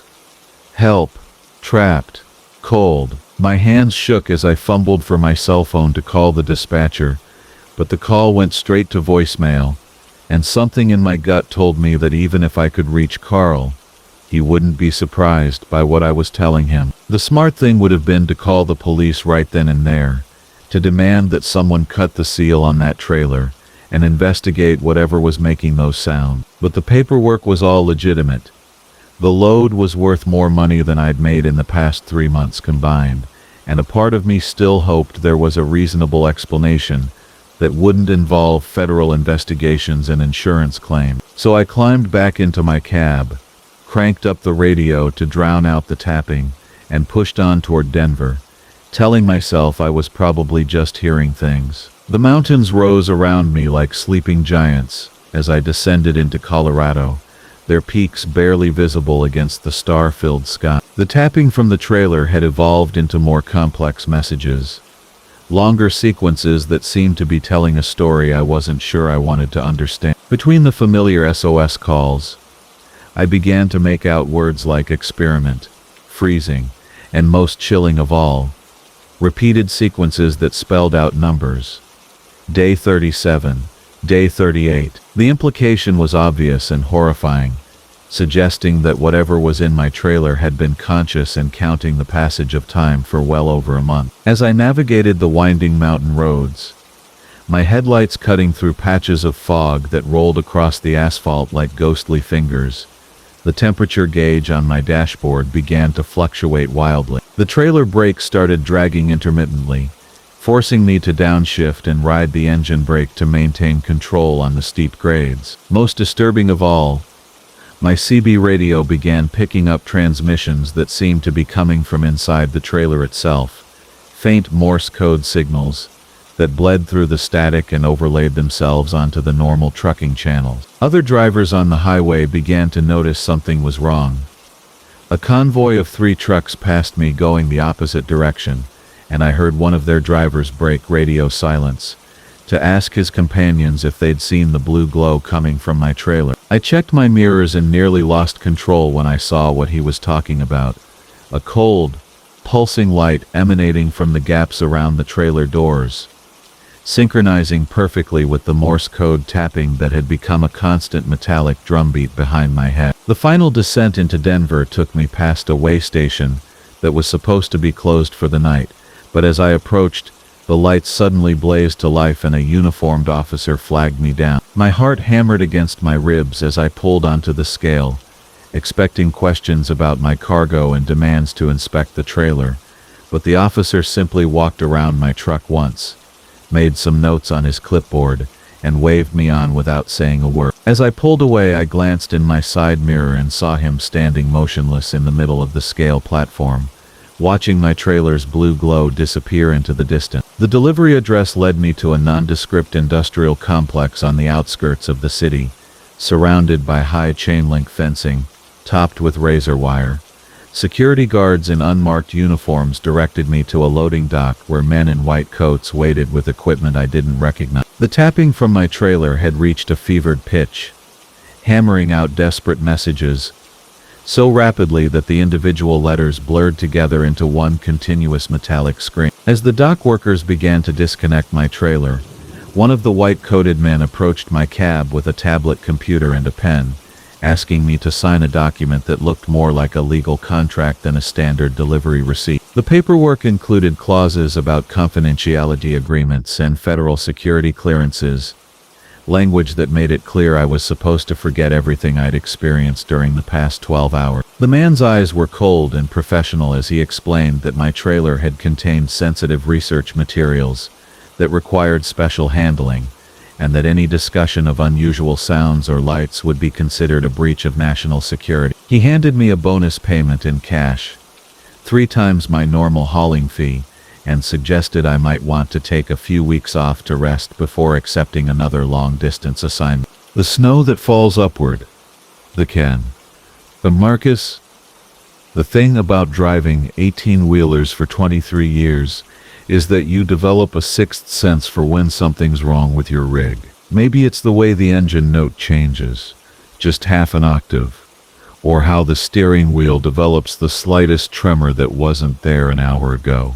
You learn to listen to your truck like it's speaking to you in a language only the two of you understand. That's why when I first noticed the snow falling inside my cab on that December run through Montana, I knew something had gone fundamentally wrong with the world. It started innocuously enough, the way these things always do. I was hauling a load of electronics from Seattle to Chicago, running the northern route because the southern passes were closed due to ice storms. The weather outside was clear, actually unusually clear for December in Big Sky country. Stars hung like pinpricks in black velvet, and my headlights carved through darkness so crisp it seemed to ring like crystal when my diesel rumbled through it. The cab heater was working perfectly, maintaining that comfortable 72 degrees that keeps you alert but not drowsy during those long midnight stretches. My initial thought was logical, the kind of reasoning that keeps truckers sane during solitary night runs. Maybe there was a tiny gap somewhere in the cab seal,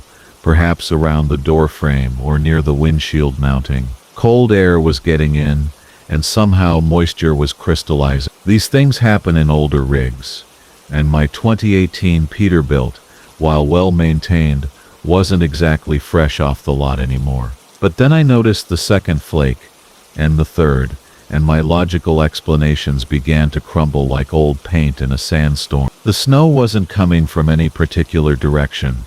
It wasn't being drawn in through cracks or gaps. Instead, the flakes seemed to materialize in the air itself, appearing suddenly in the space between my coffee cup and the CB radio, or near the sleeper berth curtain, or floating gently down past my left shoulder. Each flake was perfectly formed, intricate as lace, and cold enough that I could feel the tiny shock of temperature when one landed on the back of my hand. I pulled over at the next truck stop, a lonely outpost called Rusty's that consisted of little more than fuel pumps, a small diner and parking spaces for maybe a dozen big rigs. The lot was nearly empty except for one other truck, its driver presumably asleep in the sleeper berth.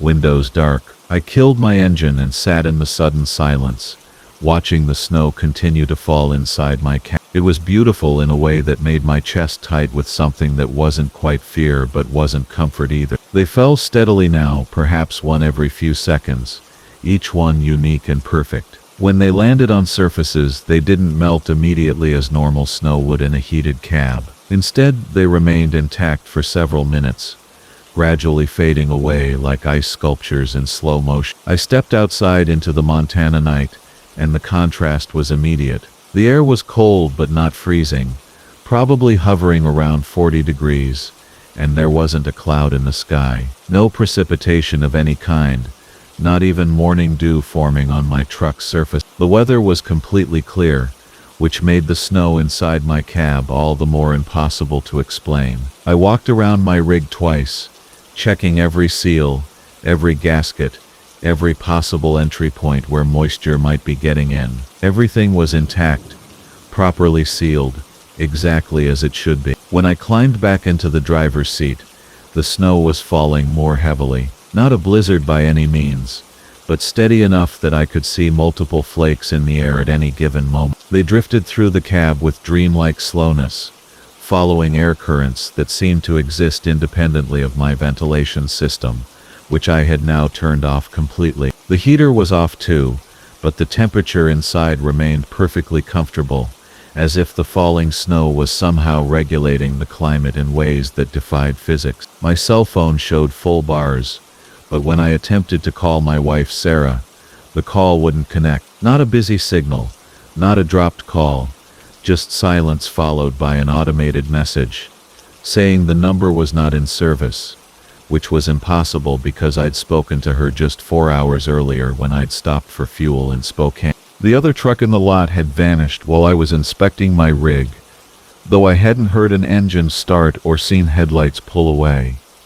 The parking space where it had been sitting was empty, the asphalt bearing no trace that a vehicle had ever been there. No oil stains, no tire marks, no evidence whatsoever. Even the truck stop building seemed different somehow, its neon signs flickering in patterns I hadn't noticed before, casting colors that seemed slightly wrong, as if the spectrum of visible light had shifted just enough to make everything familiar suddenly alien. I decided to keep driving, partly because staying put felt more dangerous than moving, and partly because I had a delivery deadline to meet. The snow inside my cab continued as I pulled back onto Highway 2, now falling thick enough that the flakes created intricate patterns in the air, swirling and dancing in ways that hypnotized me if I watched too long. I forced myself to focus on the road, on the familiar rhythm of shifting gears and monitoring my instruments, using the routine of driving as an anchor to something normal and comprehensible. The road remained the same, 2 lanes of asphalt stretching through rolling hills and scattered pine forests. But the landscape beyond my headlight beams was becoming increasingly difficult to make out, not because of fog or weather, but because the darkness itself seemed deeper, more complete, as if it was actively consuming light rather than simply existing in its absence. My headlights, powerful halogens that normally illuminated the road for several hundred yards ahead, seemed to penetrate only 50 feet or so before being swallowed by that hungry blackness. The snow inside my cab was beginning to accumulate now, gathering on my dashboard and passenger seat in small drifts that shifted and reshaped themselves when I wasn't looking directly at them. The flakes no longer melted when they landed. Instead, they remained crystalline and perfect, building up in impossible formations that reminded me of coral reefs or the delicate branching structures of neurons I'd seen in medical documentaries. When I brushed some of the accumulation away with my hand, it dispersed like powder, but reformed moments later in slightly different configuration. Some flakes were rising from the floor of my cab, drifting lazily toward the ceiling before disappearing into the upholstery or simply vanishing altogether. Others moved horizontally, traveling from the passenger side to the driver's side or vice versa, following currents that seemed to obey laws of physics I'd never learned. The overall effect was of being inside a snow globe that someone was gently shaking, except the snow was moving in all directions simultaneously, creating a 3-dimensional ballet of crystalline precipitation. Voices spoke in languages I couldn't identify, playing music that sounded almost familiar but wrong in subtle ways, as if someone was performing songs I knew but changing key signatures or time signatures just enough to make them unsettling. Between the stations, I heard what sounded like truck drivers talking to each other, their conversations perfectly normal except for small details that made my skin crawl. One man was discussing a delivery to a city that didn't exist. Another was complaining about snow falling inside his cab, describing it in exactly the same words I would have used. Highway 2 through Montana is fairly straight, long stretches of road that allow you to see for miles in most directions. But now I found myself navigating gentle bends and rises that seemed to go on forever, each curve revealing not more road but another curve, as if the highway had become an endless spiral leading nowhere. My GPS had stopped updating, the screen frozen on a map that showed my location as a blinking dot in the middle of an unmarked gray area. The snow inside my cab was now falling so thickly that I had to turn on my windshield wipers, not for the windshield itself, which remained clear, but to push aside the accumulation on my dashboard that was beginning to obstruct my view of the instrument. The wipers worked, somehow, sweeping the impossible snow away in regular intervals, but it reformed immediately, creating drifts and sculptures that grew more elaborate and beautiful with each passing minute. They appeared in my mirrors first, a convoy of 18-wheelers following behind me with their headlights creating a stream of illumination.